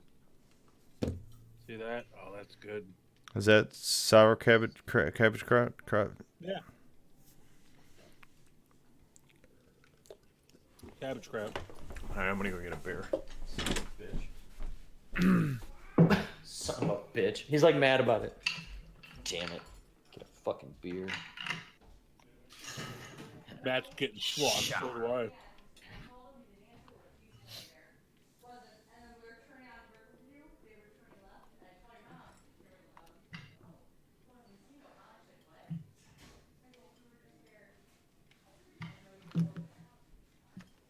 Well, the sauerkraut's all gone.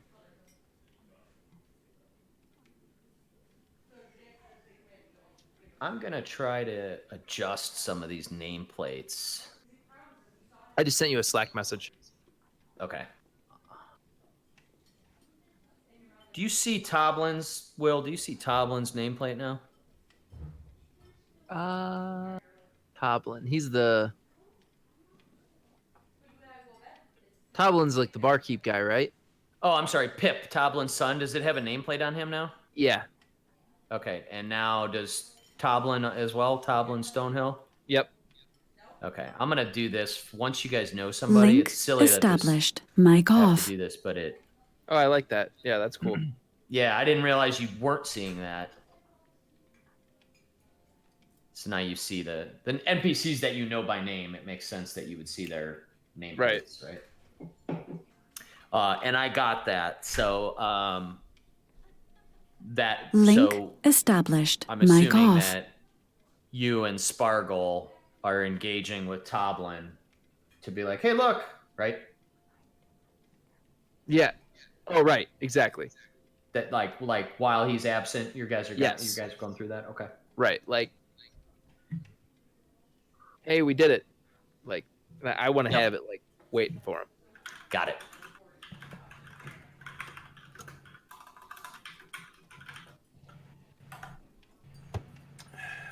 And I want to. Here, I'll. Yep. I love how now when I Google things, my Google recommended search always adds 5e.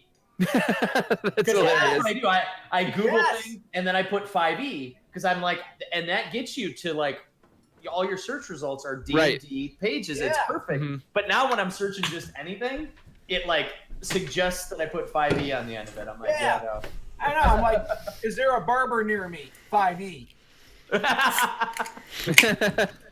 It's like, well, there's one in. Well, honey, I guess I'm gonna get my hair cut in Waterdeep today.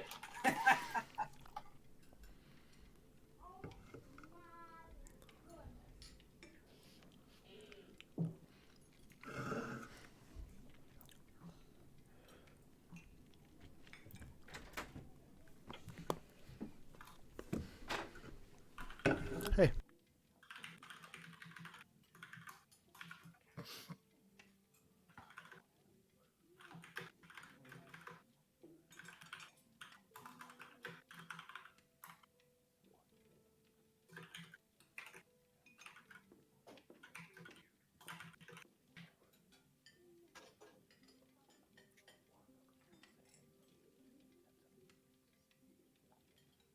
Dude, so the soundtrack I have buzzing in the background and on Roll20 has all these weird little whispers and stuff to simulate like crowd noise. It's freaking me the fuck out. Like I keep thinking like I'm hearing these weird whispers in my head because it's coming from the sound. You guys hear it? Mm-hmm. It's cool. It's like I'm getting a little ASMR going on here. This is good shit. ASMR knocks me out. I'm making eggs, so it feels like I'm at a diner. Nice. Trying to find. guys, okay. we're gonna do the rest of this session in ASM.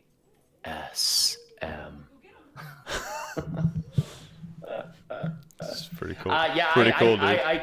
I get ASMR response or whatever that is.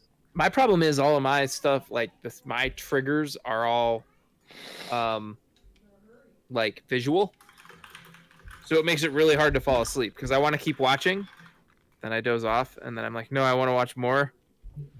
Instead of the whispers and the stuff doesn't really get me. I know what you're talking about. Yep. AMSR, whatever, gives me anxiety. Really? Wait, ASMR doesn't stand for ass to mouth? I think so, right? That's what we're talking about? I just always assumed because That's it's how all you get throat cancer. right. And there it HPV is. throat cancer. No, The, girl, ASMR. the lady from Melrose Place gave everybody throat cancer with her butt. Well, that's So because there she you lets go. everybody eat her butt. It gives me the worst anxiety. I can't even deal with it. It's funny. All right, so Thornton, you leave. So you go outside, and you're out in the back area, in a little outhouse kind of thing, as is common in this area. They don't necessarily have indoor plumbing, and there's a little bit of a rope going outside of the outhouse, and poor Droop is just sitting there, just kind of hearing all this like tuba farting fucking smell. Yeah, and he continues to have that just really downtrodden, depressed look on his face. But you finish your poop. Yep. With I didn't Droop. like too good, just for the record. I didn't think you would. Okay. And it's not like they have a big roll of toilet paper in there either. So Right. anyhow, so yeah, you finish your business and you head back in with Droop. Everybody, when you come back in, everybody is around the sort of main table. Oh, I'm sorry, Alaric, you went upstairs, right? Yeah, I want to go check on my half elf friend. So while Thornton was outside, Spargle and Deckard were just talking to Toblin, the bar owner. You go upstairs and you see that this whole room that was sort of like a bit of a storeroom. And again, there's a door here that unfortunately the map doesn't show, but there's a door into the other in room where you guys were staying. But this room that you're in, sure enough, Blackwind is in there. And Toblin and Trilena have turned it into what I would call like a makeshift sort of hospital room almost. They dragged a straw bed into there. Blackwind is in this bed and he's wrapped up. You can see that there's water, there's like cloths that have been used to kind of wipe him down and stuff like that. Besides the fact that he's still in this sort of coma, sort of perpetual seizure that he's doing, he looks relatively healthy. He looks like they've been trying to get fluids into him and they've been keeping him clean and keeping the sweat off of him, and he looks like he's in a bed where he's like sort of comfortable, but he is not any more responsive than you've ever seen him since he went into this state. Okay. Well, But I guess your takeaway is that Toblin and Trilena, who said they were going to watch out for him, they're definitely holding up their end of the bargain and trying to do what they can to keep him in good shape. Is Trilena the one with the big tits? Can we just assume that every female has big tits? Sure, I would. Yeah. Hold on. Trilena. You just make some eggs. I did. She's like kind of bell-shaped, Trilena. She's not super attractive. Neither's Toblin, her husband. She's kind of got wider hips and thighs and whatnot, and her upper body doesn't sort of. How's the relationship with her and her husband? You've always just noticed that more of a working relationship. Like they're really, they're just always business. They're always like boom, boom, boom. Trying to run this place. You haven't seen them be romantic or even like they're not blowing each other after hours. No, not even the little like tap on the ass as she's walking by. Oh, that's terrible. Just all business. Hope Mander, I think that Noted. Noted. Swing. Noted. What's that? They like to swing? Trilena's gonna be eating my ass later. Well, I don't like to swing. Sex swing or swing? Swing from the table of and never mind. Keep going, Dan. Sorry. So that's it, Alaric. That's what you saw. Okay. You wanna stay there, head back down? No. Take some weird selfies with Blackwind. I'm gonna jack him off a little bit, and then I'm just kidding. I'm gonna head back down and hang out with my my weird friends down here. All right, so you get to the table with Spargle and Deckard before Thornton and Droop come back in. Thornton, you walk back in with poor Droop dragging along, and he's kind of just shaking his head. And Toblin looks at you, Thornton, and the Goblin, and he doesn't even really say anything. He just sort of gestures and is like, "What's going on?" You're looking at the hero of Phandalin here, lad. He points at the Goblin and says, "That?" Droop, tell him. Droop says, Droop and his friends killed a glass wizard. We killed all the Red Brands. They're all dead. And Toblin says, yeah, so I hear. So your friends tell me. Seems a bit of a party's in order. You guys notice that Deckard's got his hat off and he's kicked back, looking more relaxed than you've ever seen him, and his hat's sitting in the middle of the table. Is he flipping a coin as he's just sitting there? No, I said there's no. Clicking his crossbow, just like like. But I look at you, Thornton. Deckard looks at you and says, "Hope Mander, And he leans forward and lifts his hat. Says, "You've earned it." And under my hat, you see that bottle of wine. Well, you have to check with the DM for that because that's a special bottle of wine. So I mean, I love that, I do, but It's already been handled with the DM. So this was all prearranged, and as he lifts his hat, Toblin finishes his sentence, and he says, "And our celebration. I've been saving this since we opened the business. This was an investment that Trilina," he points to his wife, who's kind of hurried around. "Her father gave us this as a sort of business opening sort of gift, and we've never cracked this bottle in the 27 years we've been in business." And he reaches over and he pops the cork. so I take the bottle of wine right from him, and I just chug it. All right, make a performance check. Oh wow, performance.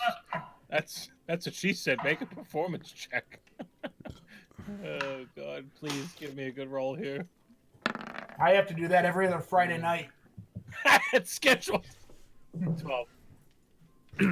And Dan, while this is going down, I take the little pouch that I'm not using anymore that Harbin gave me the gold in. I put 100 gold in it and those two garnets, and I throw it to Tobin. Tobin grabs it and he opens it and he closes it and he looks at you like, wow. He almost feels like, you almost see him like tear up a little bit. He goes, "You gentlemen saved the city. You've transformed this whole region into, we have a future now. And then you give us this." He goes, "You're welcome here. We're going to rename this place after you guys. What do you guys call yourselves, by the way? You seem to be a bit of a group that seems to be making a name for yourselves. I'd love to tell others as they're passing through the story of the heroes of Phandalin. And so we can credit you and build your renown in the area." The Revengers? I don't know. Gosh, if we had Blacken, we could be the Phandalin 5. Yeah, I don't know. I like it. No, we got to figure that out. Do we have to give him an answer right now? So we all just like look stupidly at her as she asks, right? He says, "Well, then I will be sure to tell everyone about the Revengers." No, I'm kidding. No, I'm kidding. He says, of course you gotta pick something that really sticks with the locals. So, think about it a little bit, but consider this your permanent home anytime you fellas are in the area. What if Alaric's going to chime in and go, "What about Alaric and his honeys?" Listen, Squeaky, after your performance in that cave, Squeaky! I'm not so sure about that, lad. All right, The Walking Dead. Calm down over there. Deckard says to Tobin, "That's for all your hospitality, taking care of our friend up there." And he kind of bows, deeply bows to you. He takes the coin purse and kind of tucks it under his apron. He snaps to Elsa and Trilina, who start scrambling around, grabbing glasses that you've never seen them use before, like heavy crystal, and plops that down in front of all you guys. Elsa comes out of the kitchen, and she's got the fresh bread that you guys have enjoyed there, and a couple other things that they haven't brought out before, and he just throws this party and feast that you haven't had in your entire time in Phandalin. So the table in front of us is like set, and it's like really ornate, and it's really nice. Yeah. All right, so that bottle of wine. So I take that and I grab it. Oh, did we do that performance check? Did we? Yeah, I got it. Oh yeah. I interrupted that, I think. Yeah. So we did the performance check. We didn't do it. Nothing extra. Oh, okay. Out of it. All right, and then I grab another bottle of booze that's there, so I'm double fisting. And I just take the both of them and I just start drinking. And I just shop on the both of them, and then I take them as I finish them, and I throw them into the fireplace. And then I take the table and I just flip it. Oh my God. That was great ale. That was wine. It was so good. You see, Toblin as this is all unfolding, he's really uneasy, and he's like trying to you see is like he's trying to stop you, but he's like just let it. He lets it all play out because he doesn't care. He's just happy with the outcome of the whole thing. Party, and I start doing the dwarven dance. I just start dancing. And he looks around and he's like faking a big smile, and he's like, "That's not exactly how I expected that bottle of wine to go down, but thank you guys again." Did Dordan drink all of it? Yeah, he Yes. slammed it. You didn't share any of it with us? No, lad, it's all mine. All right, now Thornton, you have the you now have the poisoned condition. I don't need the poison. I'm a dwarf. Yeah, no, but No. there's a certain level of tolerance even for a dwarf of your size, and you've surpassed it. So you are now good and drunk, and so that's the poison condition. I look at the mess on the floor, and I look at Hope Mender laying on the floor, like moaning, and I slip Tolbin another 5 gold. Like, I'm sorry, man. He takes the gold. He puts it in the same pouch under his apron that he did before, and he says, "I totally understand." He says, "Let the little one have his fun. He's earned it. We'll clean all this up. We're used to it. Part of doing business." You should have seen him in this dungeon. We'll be lucky he's not peeing on someone later. At that, you see Trilena look over at Toblin and sort of like, "All right, kind of like, this is good, right?" And when she hears pissing all over, she's like, "Yeah." And Toblin's like, "Well, maybe your friend would like to turn in for the night. Maybe you guys could get him to." Spargo, have a drink, lad. And stink bag too. What does he drink? I'm not shy about that. Here you go, lad. And what does the little one drink? And I pour a little bit of alcohol in stink bag. Like, I think it's good, but I'm not sure. I don't know what you, Mr. DM. He just like sniffs at it. I don't know whether prone to. Yeah, like you would spill some beer on the floor for your dog. I think Stinkbag's sort of licking it up. Spargo's having himself a drink. It's a party. Everybody's making noise. There's more people coming in and off out of the streets. Except the bar's out on the floor. I'm just. Yeah. Poor Thornton's just laying there, starting to like drool off the side of his mouth, and but the tavern's filling in. I'm not going to draw all the NPCs and stuff, but there's a bunch of people coming in now from the streets, trying to understand what the commotion's all about. And as they come in, Toblin is still in a pretty good mood, even though his bar's kind of being upended by this dwarf.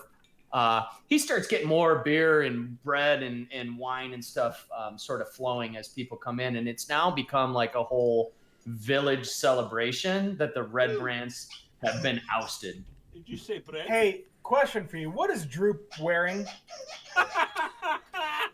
Droop's wearing rags. Everybody's gotten used to the fact that he's just sort of chained to the dwarf and he's not causing any trouble. And they've heard the story of how Droop helped beat the Red Brands. So while they're not trusting of a goblin, they're tolerant that he's in the room as long as he's tethered to the dwarf. Is it fair to say he's roughly my size? Yeah. Okay, so I have a set of common clothes underneath my robes. I walk over and I give them to Droop and I say, "Here, have something a little better."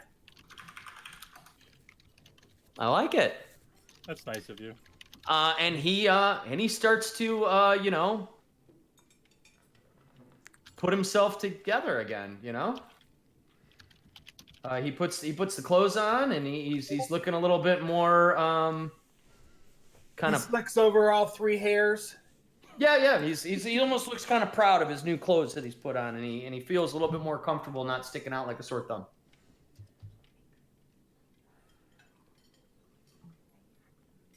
And because you presented the house elf with clothes and socks, he's now free of your.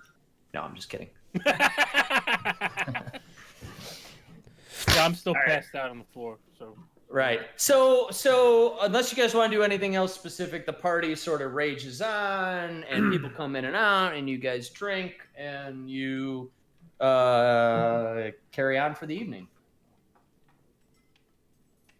Anything else you guys want to do in the inn besides maybe turn in and crash? I got what I wanted. Yeah, I'm good. Cool. All right. Well, you got the you get a long rest in.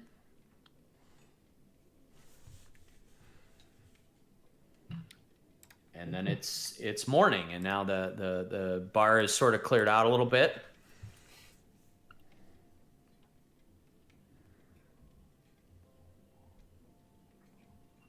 You guys come back downstairs in the morning. Oh, All right, what do you guys want to do?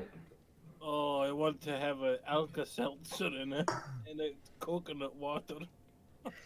So you do lose the poison condition Oh. from sleeping it off. You could definitely use a couple extra waters. I throw up on Blackwind by accident. On purpose or by accident? I'll leave that up to interpretation. Do you literally throw up on him on purpose? Yeah, vomit right on him. All right, so you throw up on Blackwind, and he doesn't move, but he's got puke all over him now.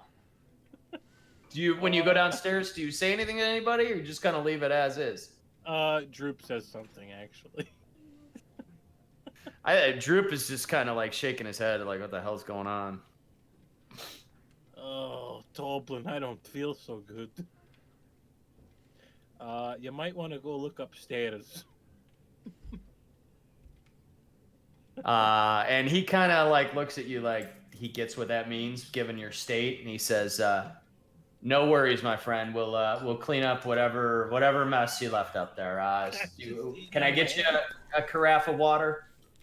Oh no, I'm good, lad. I'm okay for now. Very well. You have any And Gatorade? he goes about. Do you his have any business. Gatorade? Oh, Dobby's free. All right. So yeah, it's like breakfast time at the bar. Everybody got a long rest. Yeah, yeah, sausage time. I hand Elsa some coins and ask if we can have breakfast. Yep. And they speed it around, and you get your normal kind of pretty nice breakfast out of these people. And then I ask as we're eating breakfast, I'm like, now what?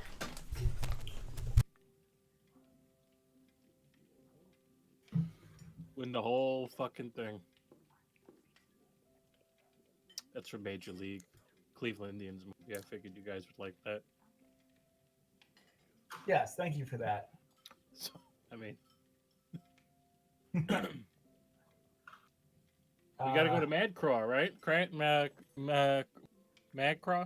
Are those potato chips? Popcorn. That's good, All right, man. so the whole town seems to have just partied their ass off all night. After the tavern got going and people were coming in and out, and the word got around that the Red Brands were sort of squashed, the villagers kind of felt more safe about getting out in the evening.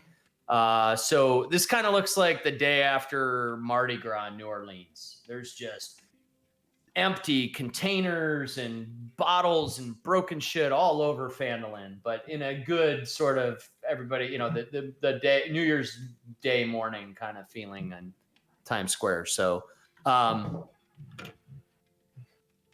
the town is upbeat and happy, but a little hungover. Your group is all together and well rested in the inn. What would you like to do? I'm just laying low. I need to chill out. I'm beat up.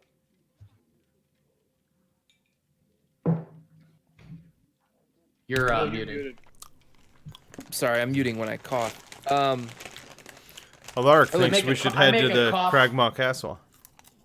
Just real quick, on Discord, you can map keybinds to muting, and then there's a toggle mute on and off, and then there's also one where you can hold it down. So I have my pause key mapped to I call it my sneeze key, and when I hold it down, I'm muted, and when I let go of it, I'm unmuted. So if I have to cough, I just watch this.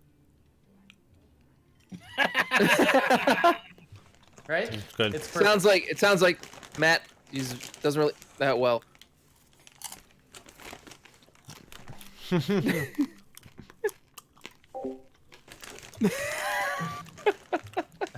All right, so yeah, what do you guys want to do? We should So- probably go to the castle eventually. Yeah. I meant I Is, say this. is Droop our guide? Yeah, I think he's gonna direct us. I mean, it's a comfortable threat. Okay. I think we want to cut him loose now. Do we want to cut him loose? It's up to you guys. I leave it to the group. It's not up to me. Fine with that. Alaric's very okay with that because if we don't, Alaric's gonna end up killing him in the middle of the night. Even after all he did, huh? Doesn't matter. Yeah. Yep. Racist. You can call Alaric whatever you want. We're calling racist.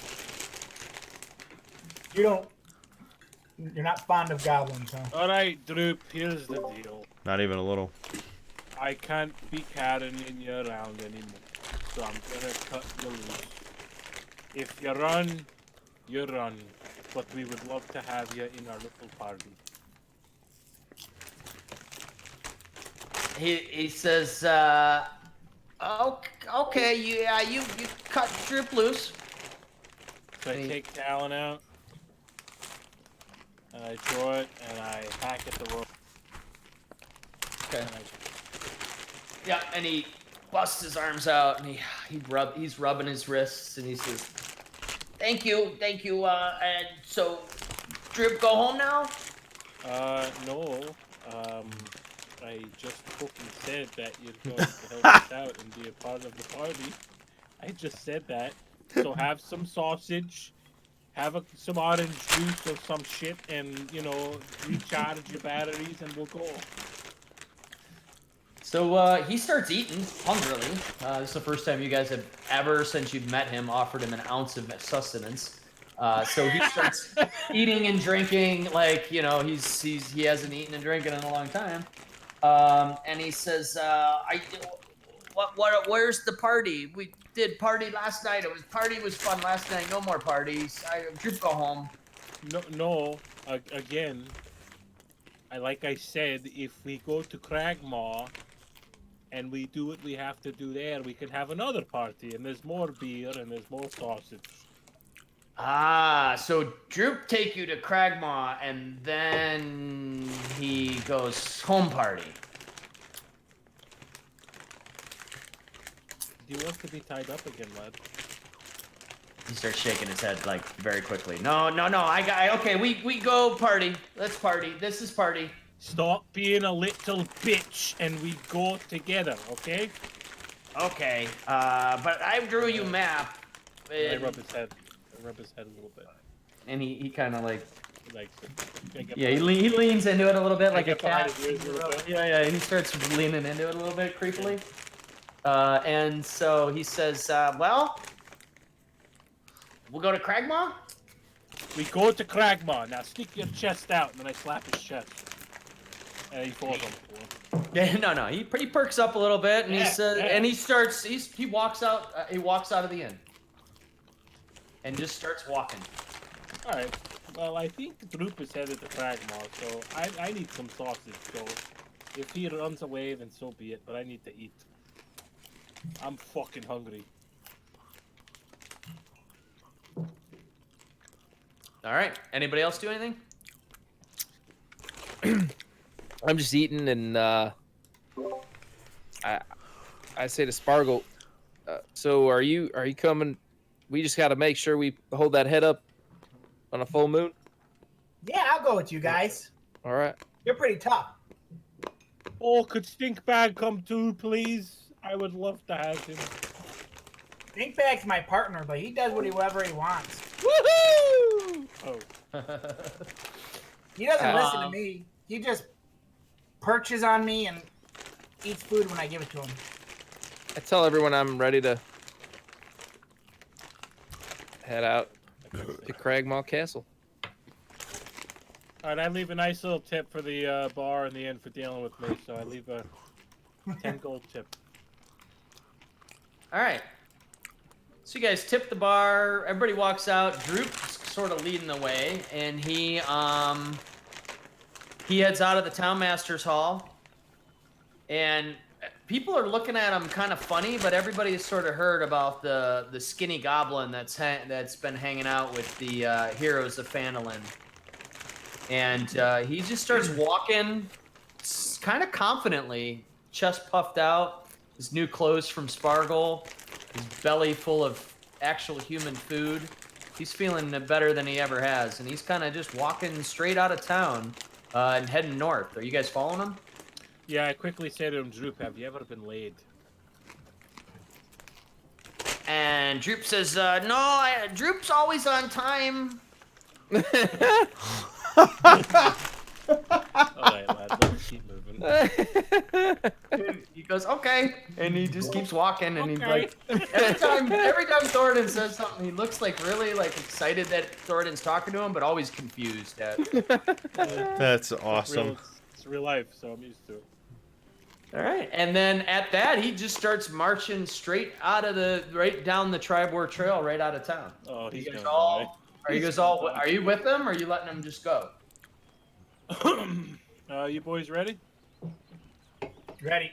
Ready. All right, let's rock and roll. Let's go to the Tribor Trail.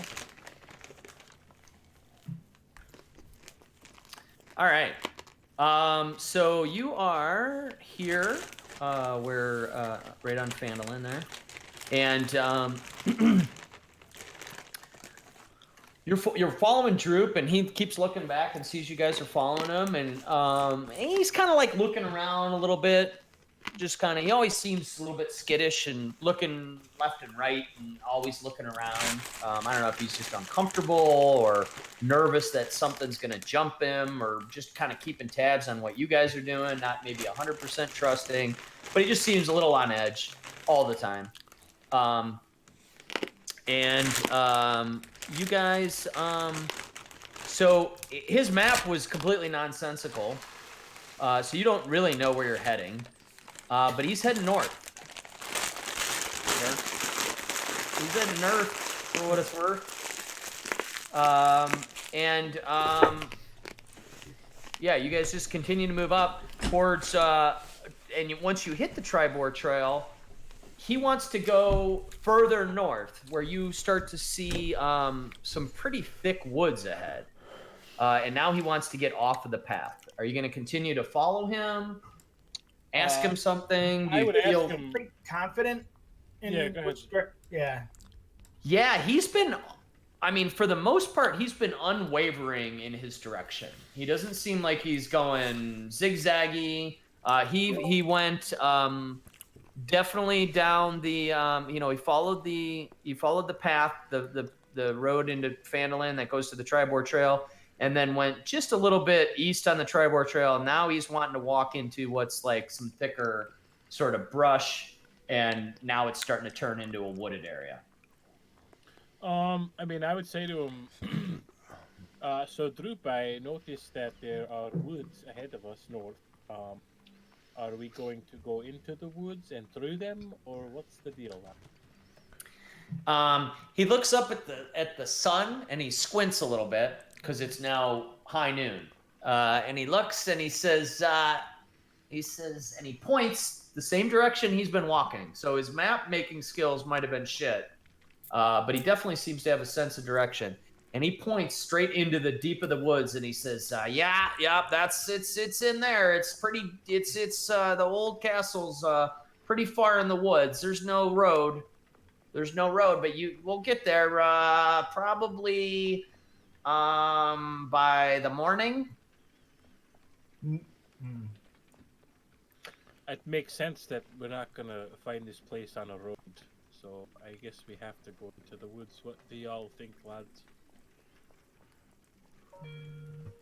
I think he seems like he knows where we're going. Well, we sure as hell don't.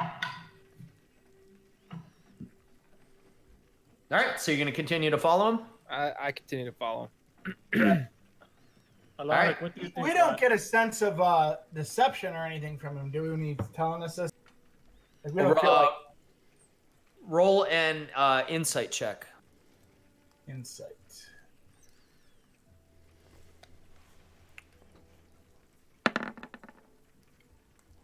Pretty good. No, yeah, he seems like he is absolutely genuine in explaining where he's going. All right, I follow. All right, I want to follow. Before we get into the woods, can I just kind of like try and like sense if there's anything off about the woods, or like. Yeah, as you're approaching the woods, go ahead and make a perception check. Does anyone want to do anything more specific other than just being extra aware? Are you talking like a divine sense? Not a spell, just kind of like, if there's a weird energy. in the woods. Paying, like you're looking real carefully and paying close attention? Yeah, or I you're would say like that. Like, see if there's anything off, any traps or anything. Or... Yeah. Make a perception check. 21. You out of the whole group happen to notice, which you didn't notice before, that there is a foot trail. There's actually a footpath here that he happens to be following. You didn't notice it. It seemed like he was just heading right into the woods. But now that you've looked a little bit closer, you see the point at which he's going into the woods is a little matted down. I wouldn't call it a road. I wouldn't even call it a trail. You just happen to notice that there's been some foot traffic here semi-recently. I want to point it out to him and just say, Droop, these footprints. What do you know, lad? So he looks down, he looks at you, and he's excited because now you're like his mentor. And he's like, he drops to the ground, almost in like a push-up position, and he starts sniffing around, and he looks up and he goes, "This is it, Goblin Trail." Are these goblin footprints or humans or what? And he says, "These are all goblins." Oh, great. Alaric's gonna be really happy. That's great. He's a happy guy. Okay. All right. I say we keep moving, lads. All right. Now you've got a guide. Thornton's being a little extra perceptive. You guys are watching where you're going, and you're navigating through this very specific path. You move very unimpeded for another half of a day or so. It's getting to be dark. You guys are a little bit tired. You can press on without taking a rest and risk perhaps being exhausted by the time you get to your destination, or you can take a break. No We can rush. take a break. Yeah. A little camp. Okay. All right. So you guys set up a nice little camp. So I'm gonna make a.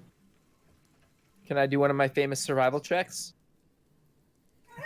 Find us a good spot. Actually, go if somebody does want to roll survival just to see how well hidden your camp is. That's a good idea.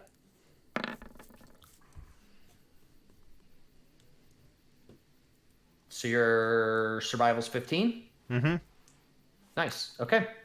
Good. So you actually find, as I think you're seeing here, I hope you're seeing here. Do you see a new map? Huh? Yep.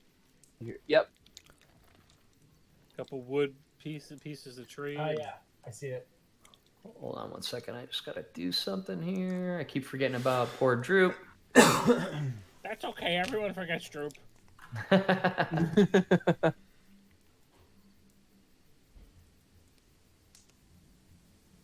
All right. So yeah, you guys find yourself at a nice little camp. Alaric kind of, as Droop said, like, hey, we got another 12 hours or so, or we're going to be traveling until morning. Deckard said, no, let's find a spot to plunk down. Alaric pointed up into like a little sort of opening in the woods, lit a fire, There's a couple big logs that you guys can kind of sit on, and there's a nice bit of sort of tree cover that I'll reveal now that you have a camp lit here. That's just sort of made you a nice little hidden alcove here to do your long rest in. Who wants to take the first watch, if anybody? I'll do it. You're all Lark will Irish. do it. Yeah, I'll take next one then. All right. You guys are asleep for about 8 hours, so in 4-hour shifts. Everybody can take. Well, all right. Alaric, why don't you roll perception?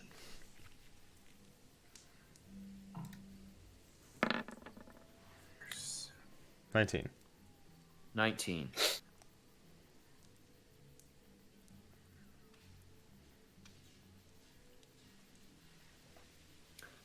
Everybody falls asleep. Alaric, everybody's laying down, sitting down. Alaric, for whatever reason, decides to stand. And he's just standing over the fire like a towering, like almost like sentinel sort of stoic stone statue, almost unmoving. Just his head is like kind of slowly rotating left and right as he's scanning the area like the consummate lookout. So He's the on fan. oscillation mode? Got it. He's oscillating fan, exactly. Isolation mode. And Alaric, you notice on the sort of periphery of the lit area. What kind of vision do you have? Dark vision?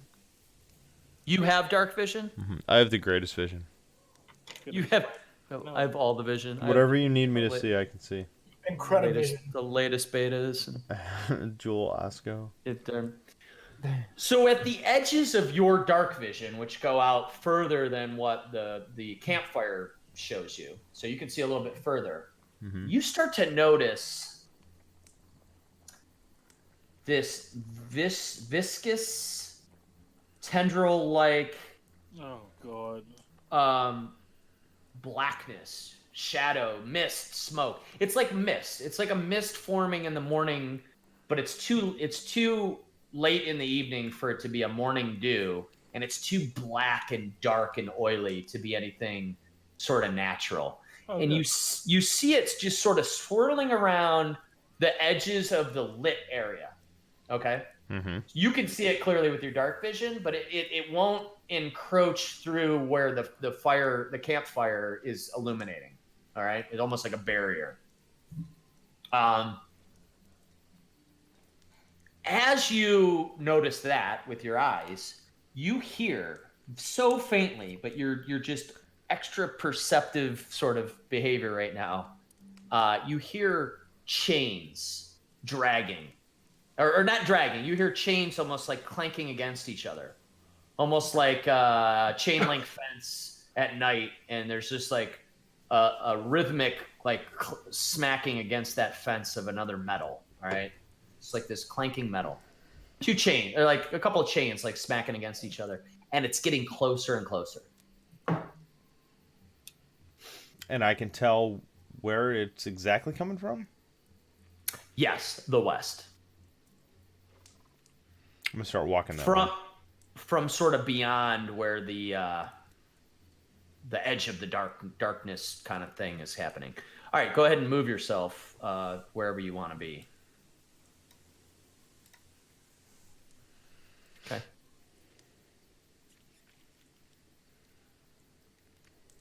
Hold on one second. Oh, it took you. It took you. Something. I didn't mean to grab you. Oh God. No, you're fine. Everything's fine. All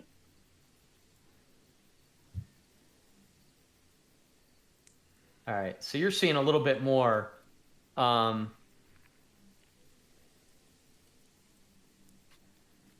no attention to that bush. It's just a bush. As you get closer to where and you're kind of like walking towards where that circle of black sort of smoky stuff is, you now hear growling. You hear multiple like low growling, canine-like growling sounds. And then you see Now we have to role play this right because everybody else is asleep. But you see, walking like kind of like back and forth, kind of like slumber, like a giant, just sort of like slowly stomping left, right, and dragging something behind him. This huge.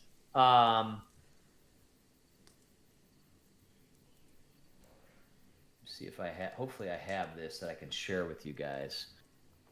This is what you see, Adam. Okay. You see this towering, hulking beast of a creature, larger than you are. You know it. You recognize it right away as an ogre. Behind it, though, it's sort of dragging 3 separate wolves who are on chains, and they're just snapping and gnarling, and just like kind of chomping at their chains and at the ogre and just in every which direction. Oh, sorry, Blackwood. We're gonna kill him. When you make eye contact with the ogre, he sees you as well, and he grabs he takes his other arm on the chains, and he whips the 3 chains of the wolves, and and lets go of them, and he literally throws them into the middle of the camp, and they land just sort of scattered all around your sleeping companions. And then he starts charging at you, Alaric. Roll initiative. Everyone not rolling initiative right now, make a perception check. 15.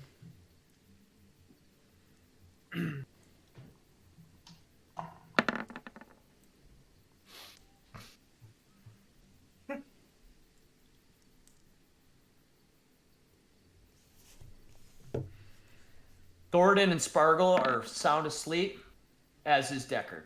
Wow. Deckard happens to be like drooling, and you see suddenly in his pants you see a little wet spot form, and he's smiling, and you hear him say something like, "Oh, Sister Gorel." I couldn't hear you. Did you say sister or brother? Oh, you hear him say Alaric. Oh, Alaric, I love you so much, you hulking beast. But so Alaric, you look back and you see these like wolves get thrown over and just scatter, and they land on all fours and they start snarling and looking around like they're about ready to eat dinner. And you're shocked to see that all 3 of your companions are sound asleep. And poor Droop is standing up and looking at these giant wolves around him who are like 3 times his height, and he's pulling on Thornton trying to wake him up with his. Oh no, he's not chained anymore. But he is kind of shaking Thornton and looking around almost for like protection. He's freaked the fuck out. I'm still drunk. There's a wolf right next to him, and the ogre's sort of bearing down on you.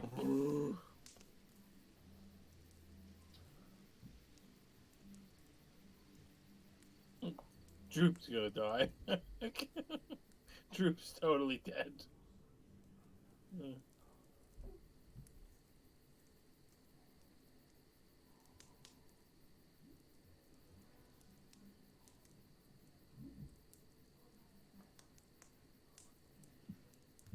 Okay, so this first wolf here that sort of landed next to Spargle, he just kind of lands on all fours, and he sees this tiny little gnome in front of him, and he tries to take his mouth and put it right around his throat and start eating him.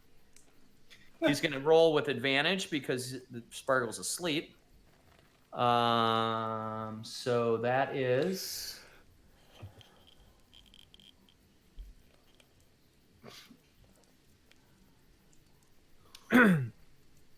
22 to hit. Yeah, that hits.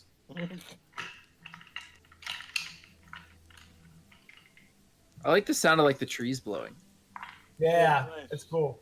It's very serene if there weren't growling wolves. Rabid growling wolf. All right, so it is an 8 damage to you, Spargle. It's not terrible. All right. Can I be safely assume I wake up when I get chewed on most? You Awfully. do. You wake up, but you are prone now. Yow! So when this attack happens and Sparkle screams, Deckard, Alaric, and Thornton make another perception roll.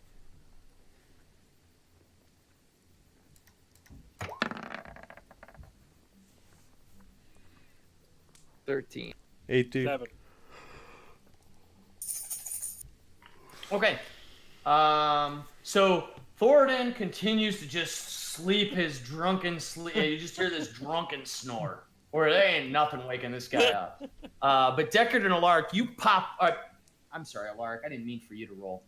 Deckard, you pop up and you hear all this commotion around you. You look over and there's a wolf mowing down on Spargle, and there's one right next to you. And there's all this going on. Go ahead and roll initiative, Deckard. Okay. And Spargle. Okay. 21.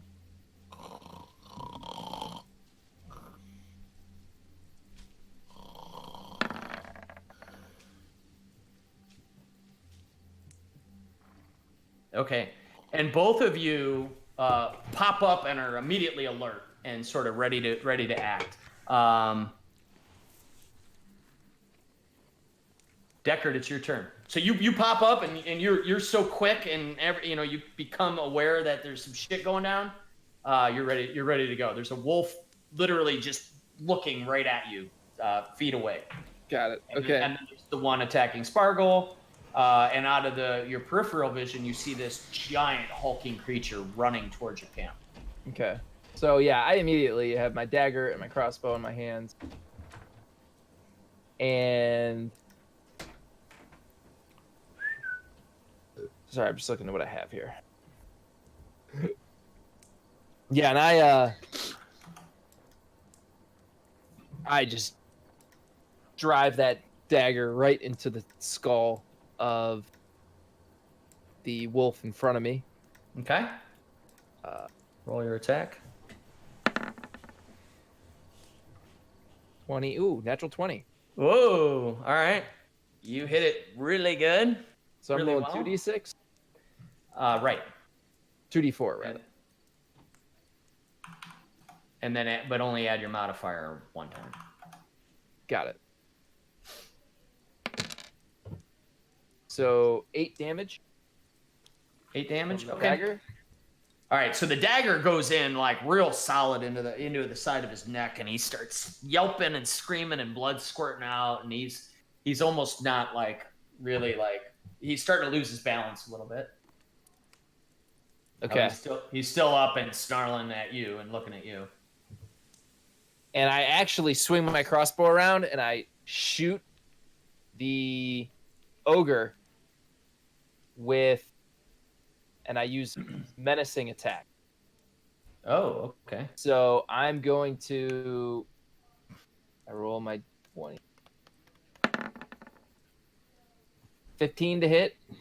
Shit. 15 to hit. So the bolt goes. He's a big creature and he's wearing almost no armor. You're surprised at how deep the bolt goes in, given the size of him. But he's just got no protection and he's not real quick. So the bolt hits him. Okay. And so I use menacing attack. So Yeah, I don't know. roll What an that extra. is, So it's when you hit with a weapon attack, you can expend 1 superiority die, d8, and add it to the total damage. The target must make a Wisdom saving throw. The DC is 14. On Okay. failure, it's frightened of me until the end of my next turn. Okay. So I'm rolling a d6 to d8. Yep. And I have to roll a DC 14. What was it? Wisdom, you said? Yes. Okay. So is there a way to like roll different kinds of die like together? I think there is. Yeah, one of us didn't we do somebody do it on accident? Oh yeah, Will did it on accident. He rolled like a D20 and a D6 or something last time, but I don't know how he did it. Huh.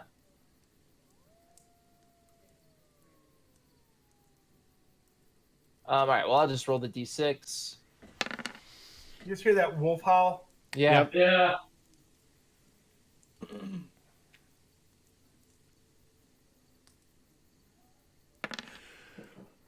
Ooh, nice. So,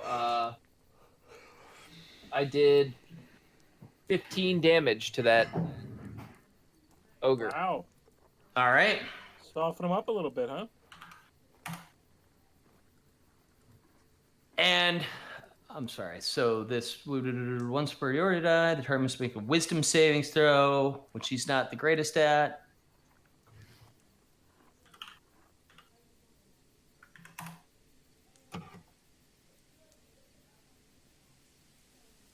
Okay, so yeah, Deckard stabs this one wolf, and you hear this scream, and blood's pouring out, and then he turns the other way, like kind of unexpectedly, and fires his crossbow bolt out, and it sinks in real deep into this ogre, whose eyes light up.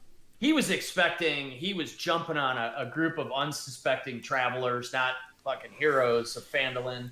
And he is shocked by how well equipped and how quickly responsive the group was, and how bad this bolt hit, that he freezes in his tracks and just sort of stares at Deckard, almost like, what the fuck just happened to me? He's never been, just sort of, had such a sort of pushback response from one of his prey. And he stops running forward.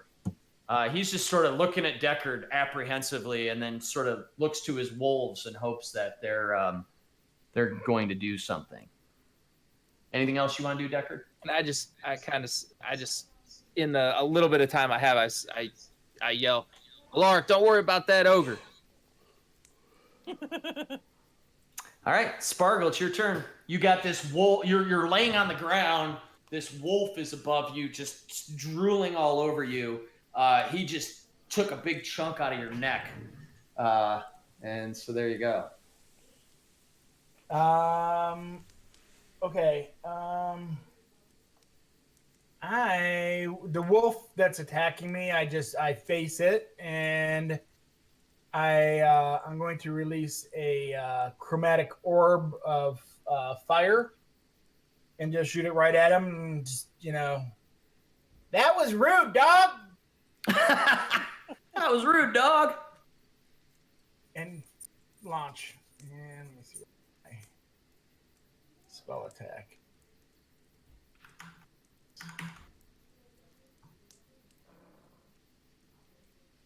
I didn't mean to say that almost like Deckard like, but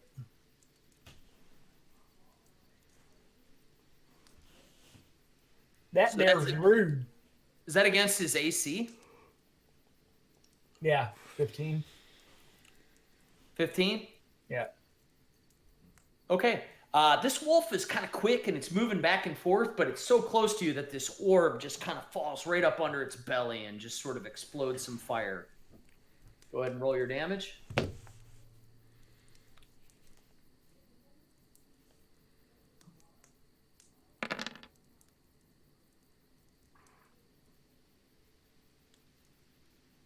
And it launches up into the blast of the orb kind of launches it into the air, and as it's in the air, it's starting to like catch fire, and smoke and cinders are coming out of it, and then it lands to the ground a few feet away from you, just a hunk of dead, burning flesh, and it's just laying there dead. Cool. Nice job. All right. Anything else? I don't. Gosh, I didn't do. I like that. Thanks, dude. Now we have a campfire sound going here. No, that's it. That's all I got. Okay. All right. After you do that, Droop stands up and he tries to move away from this wolf. He tries to get on the other side of Thoradin. He's still trying to wake Thoradin up, almost as his like bit of his guardian and whatnot. When he does that, though, yeah, Thoradin's sleeping through all this. I'm drunk, Yeah. dude. I'm still Thoradin's sound asleep. But the wolf gets an attack of opportunity on Droop. Uh-oh. And Droop dies.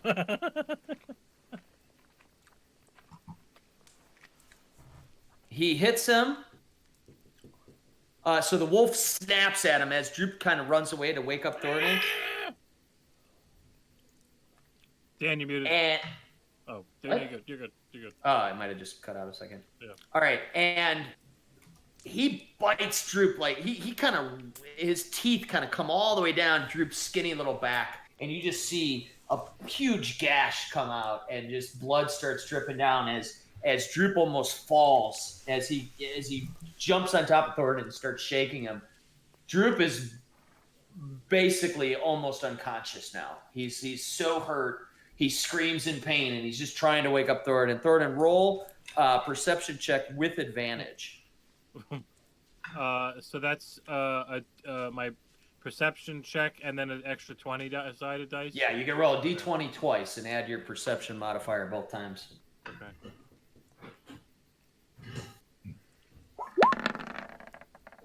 Oh, Ooh. Wow, how do you do that? A natural 20 and a natural 1? Yeah, that's Is that, crazy. is that what that was? Yeah. yeah. Okay.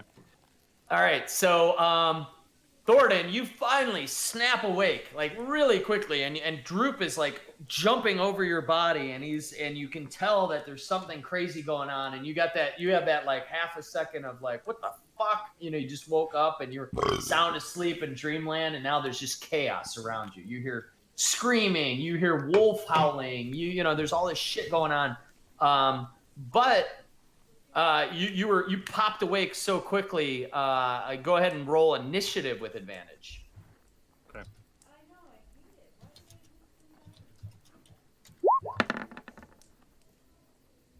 19. Okay, so it's now your action.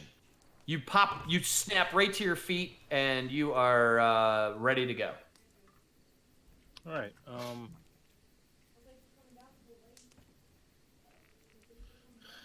Okay.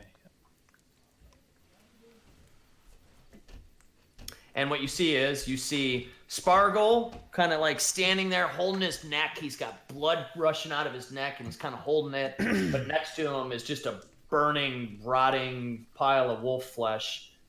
There's a wolf in front of Deckard that looks pretty fucked up as well. It's got a sort of big dagger hole in it. And then there's one wolf that is snarling at you and Droop right next to you. And then behind you, you see this massive ogre who is just staring at the whole scene real wide-eyed and just kind of like standing there, kind of almost waiting to see what happens. All right, so I'm going to attack this fucking piece of shit. So I walk up to this wolf, and I pull the mighty talon out from my sheath with my shield, and I say, "By the might of iron, horse of justice, I bring the sword down and I slash at him. But I want to use divine smite. I've never used that before. Ooh. When you hit with a melee weapon, you expel one spell slot to deal an extra 2d8 to the target, plus 1d8 for each spell level higher than first. Yeah, I think it's just one for you at this point. Okay, cool. 2d8. All right, so it'll be an extra 2d8. Oh, it's 2. Oh, he gets a 2? He gets 2d8? Yeah, it's All an additional D8 if it's higher, but for the first level, It'll be just a 2d8. 2d8 Okay, cool. sweet. on top of weapon damage. So as I'm Nice. holding the sword up, it glows like a golden glow. It's like a golden glow sword. And I say, "Light, grant me one final blessing." And so I bring it down. So That is if seal command procs. if it procs, if it procs, it might not. All right, so it's 20. All right, I'm gonna see if I hit. Yeah, this would be real anticlimactic if you don't hit. Well, you know I'm not gonna. That's just what always happens. This shit. Okay.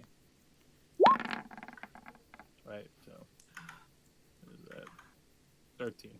13. Just hits. Ah! My 12 missed One- before. Oh yeah, 1 point lower would have missed. All All right. All right. So 1d8 plus 4 for damage, plus All right. a So roll Plus 3d8. So roll 3d8 Yeah. plus 4. Yeah, 3d8. Yeah. and the Yeah. four. Yep. 3d8 plus 4. Okay. Nice. Jesus Christ. Holy shit. Nerf Save that for the Paladins. ogre. So Man. 1 second. So Thoradin is like snoring almost louder than the ogre was making noises, and poor Droop is like sitting there trying to wake him up, and then, like, for whatever reason, finally he just snaps awake.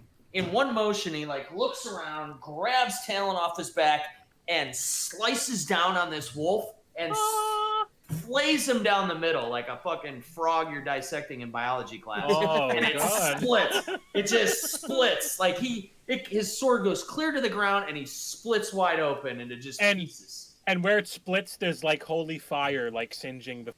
Yeah. Okay. The little yeah. Okay.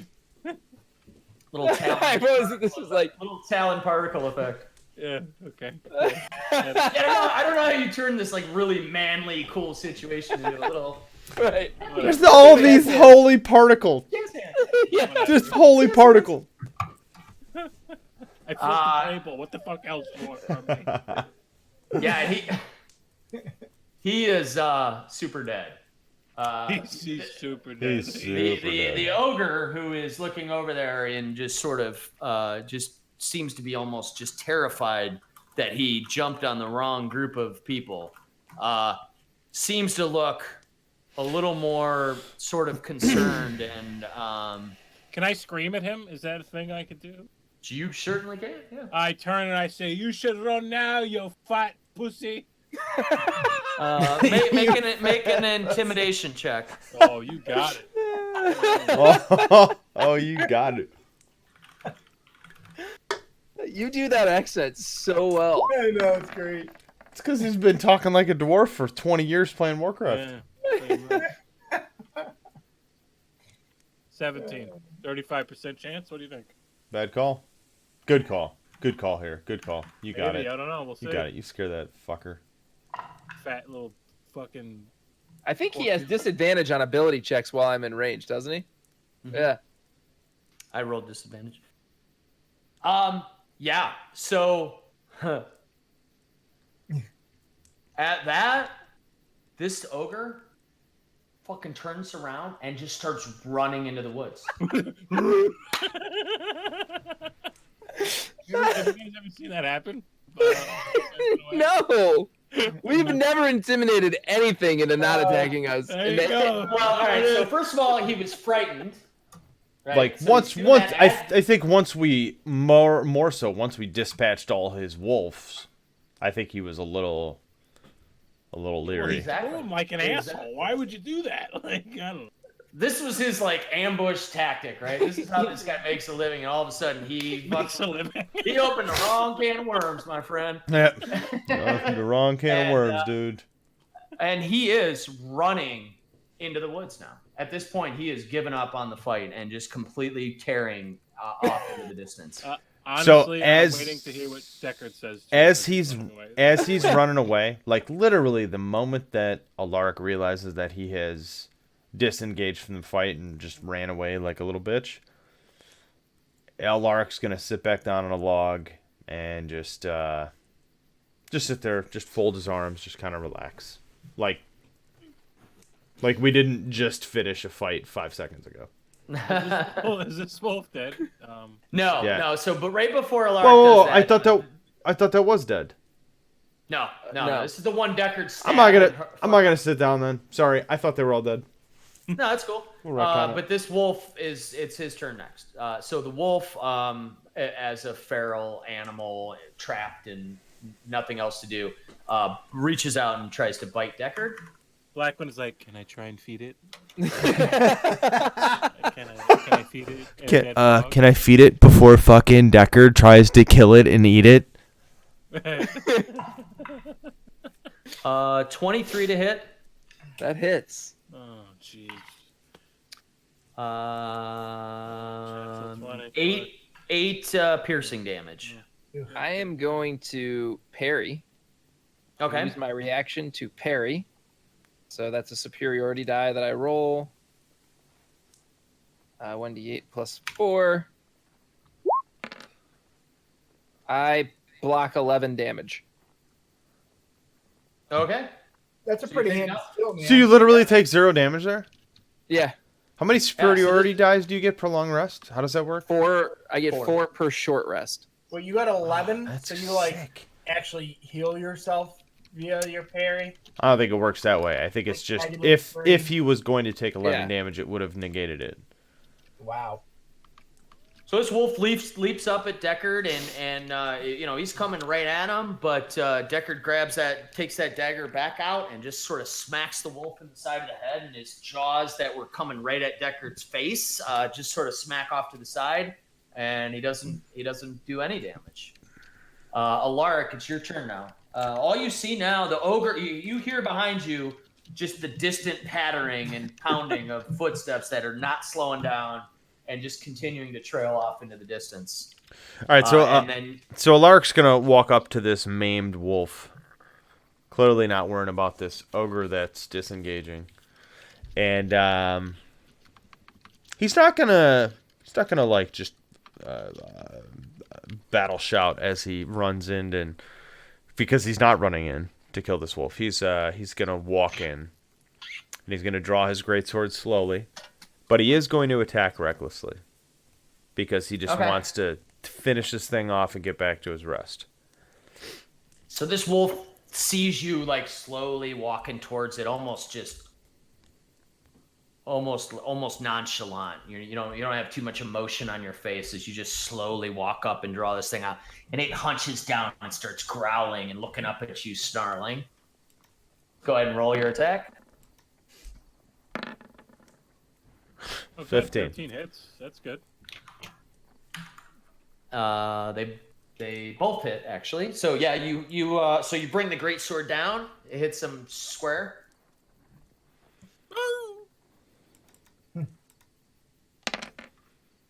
13. Yeah. And it's sitting there snarling, and you bring that greatsword down, and it goes right through its head and drives his head down into the dirt as it just sort of like stops making noises, and its face just stuck in the dirt and just fucking not doing anything. And it is dead. And at that point, you can't hear the ogre at all anymore. That thing is a half mile away into the woods. And you have 3 dead wolves around you. And Droop is like laying on the log, holding his back. He's got blood oozing out everywhere. And he's just looking at you guys. And he's like a combination of, oh my God, I'm fucked up. And thank God I'm with these guys that just saved my ass again. As soon as the battle ends, I just hunch over on my knees, and I just start vomiting on that I killed. You- There always has to be some kind of bodily fluid. fluid. I'm still hungover. Still drunk from that wine. It was really good wine. Yeah, that you didn't savor at all. Nope. Sorry. Or share. This Nope. shit cost me 100 gold. Dwarves don't share. Did it really? Holy shit. Hey, we Yeah. made a deal. Yeah. So I throw up on the wolf, and I just put my hand. I go, Droop, it's okay. Just give me a minute, lad. You'll be all right. You'll be all right. I guess I have to use lay on hands on him, if I may. So Yeah, sure. Yep. How many points? I'll give him 6. Are we gonna long rest? Are we gonna rest here again? So everybody will get a long rest here, except sorry for Sparkle. Okay, so I'll Because Sparkle, you were woken during your rest, and unless somebody besides Sparkle wants to take the second shift and let Sparkle sleep, and then they wouldn't get. and then they get a short rest instead of a long rest. I'll do that. Okay. So because Sparkle was viciously attacked in the middle of the night, you guys decide to let him sleep the rest of the evening. Deckard, you take a short rest. Everybody else gets a long rest. And we'll call it there. We'll say that you guys wake up in the. Well, we can do whatever else we want, but we're not moving beyond this camp. I'll use the full pool on Sparg on Droop just so he's healed the full because we're gonna long rest anyway. So Okay, and Oh. and he is at full. all right, Are you guys just sleeping around these dead, burning wolf bodies, or are you gonna like take them? fucking cook them. Let's fucking skin him. Well, maybe not the one I threw, but we'll skin him and cook him. Right? I mean, can we do that? Yeah, I'm more Sure. disgusted. I'm sitting here smelling his vomit, and I'm like dry heat, like when he was doing that, like I was next to a lark and I had to like turn away, like Oh, Deckard, you're such a pansy. Ugh. like I don't know how y'all are when you see people throwing up. I my wife can't handle it. She can't even hear it. I can make fake throwing up noises, and she'll start really throwing up. All right, I'm gonna assume you guys dragged the wolves off to the side. Spargo, you get your long rest. Deckard, you get a short rest, and everybody else gets in a good rest. And Thanks, Deckard. as the sun comes up, now you're in the middle of the woods. You're in a clearing. As the sun comes up, Droop absolutely will not leave Thoradin's side now. Now that he's like been his guardian and his healer, and in Droop's mind, he's like, if this dwarf isn't here, I'm fucking dead. Like, there's no way he has survived this far. But Thoradin wakes up hungover, but Droop trying to perk him up and encourage him a little bit. He taps Thoradin on the shoulder and he points up through the like wooded trees. And at the very edge of what you can see through the trees, you see the peaks. You see about 6 to 8 peaks of a broken ruins of a castle. Yeah. Spires, broken spires, that look like they're just on the horizon of your vision. Probably a couple hours travel. All right, we're headed the All right right, way. nice. And we'll call it there. And we gained a level. No. You are the worst. Sorry. You are the worst. I'm bad. You're close though, so close. we're doing milestone, right? Maybe Got it. we shouldn't. Maybe we fucking shouldn't. I don't know where we'd be if we were doing. Level 55, we level cap. Yeah, I Maybe gotta we look expand it because the adventure that you guys are on actually does lists encounter-based XP, so I could go add it up and see No. how close you guys are. But I'm just to be honest with you, I'm trying to balance it more for the future part of the campaign than for this. I love getting familiar with the stuff I have now. I don't like gaining levels. I'm stubborn. Actually, you don't get much at 4. I don't think you. Is it every other level? Is that how it works, or is it like? No, I No, don't know what- every class is different. Yeah, 3's kind of a big one, right? That's where like you Yeah, unlock- 3's big Yeah. for almost everybody. That's where like the subclass or Yeah. whatever tends to come in. Yeah. I get an But ability yeah. score improvement at 4, which I'm excited about. What do you Yeah, get? ability scores are big on the even number. Right. Up. Well, right. fighter gets an extra one at 4. All But other I mean, get the first mean, one when at you- 6. when you get your ability score to an even number, you get another Oh, modifier. right. The odd, like if you're a 13 Oh, right. strength, If 12 it's and 13 proficient. strength have the same modifier. 14, 16, 18 is where you go up another Right. modifier. So yeah, nice job on that encounter. Nice job clearing the red brands from Phandalin and being the heroes, killing Glassstaff, finding your way to Cragmaw Castle. You think? We have to come up with our group name. Maybe that's Oh, yeah. maybe that's what we'll do. I know we always say it and we don't do it that much, but maybe we'll take it to fireside chat, and while we sit here and rest and wake up in the morning, maybe we'll discuss. Maybe one of us will bring up about, oh, we should have a name for our group. So let's brainstorm ideas in fireside. Yeah, we need one so Tolvin can rename his tavern after us. and as long as it's cooler than Shield and Shadow, will be cool. And Weirs can wood burn another box for us. There we go. But yeah, no, this is it's starting to become morning now. You guys believe that you have the Cragmaw Castle in sight, and most of you are pretty rested up. I think it's a good place to call it. Yep. Cool. Cool. All right. Well, I will end the stream there. Thank you for everybody that stopped by. Thank you, everybody. Couldn't Yeah. do without. I See want to you- thank our watchers. We couldn't do without you guys. Hit the subscribe button, like us on YouTube, Instagram, Twitter. Follow Enforcer.ttv, and we'll catch you guys next week. All right. All right. Thanks.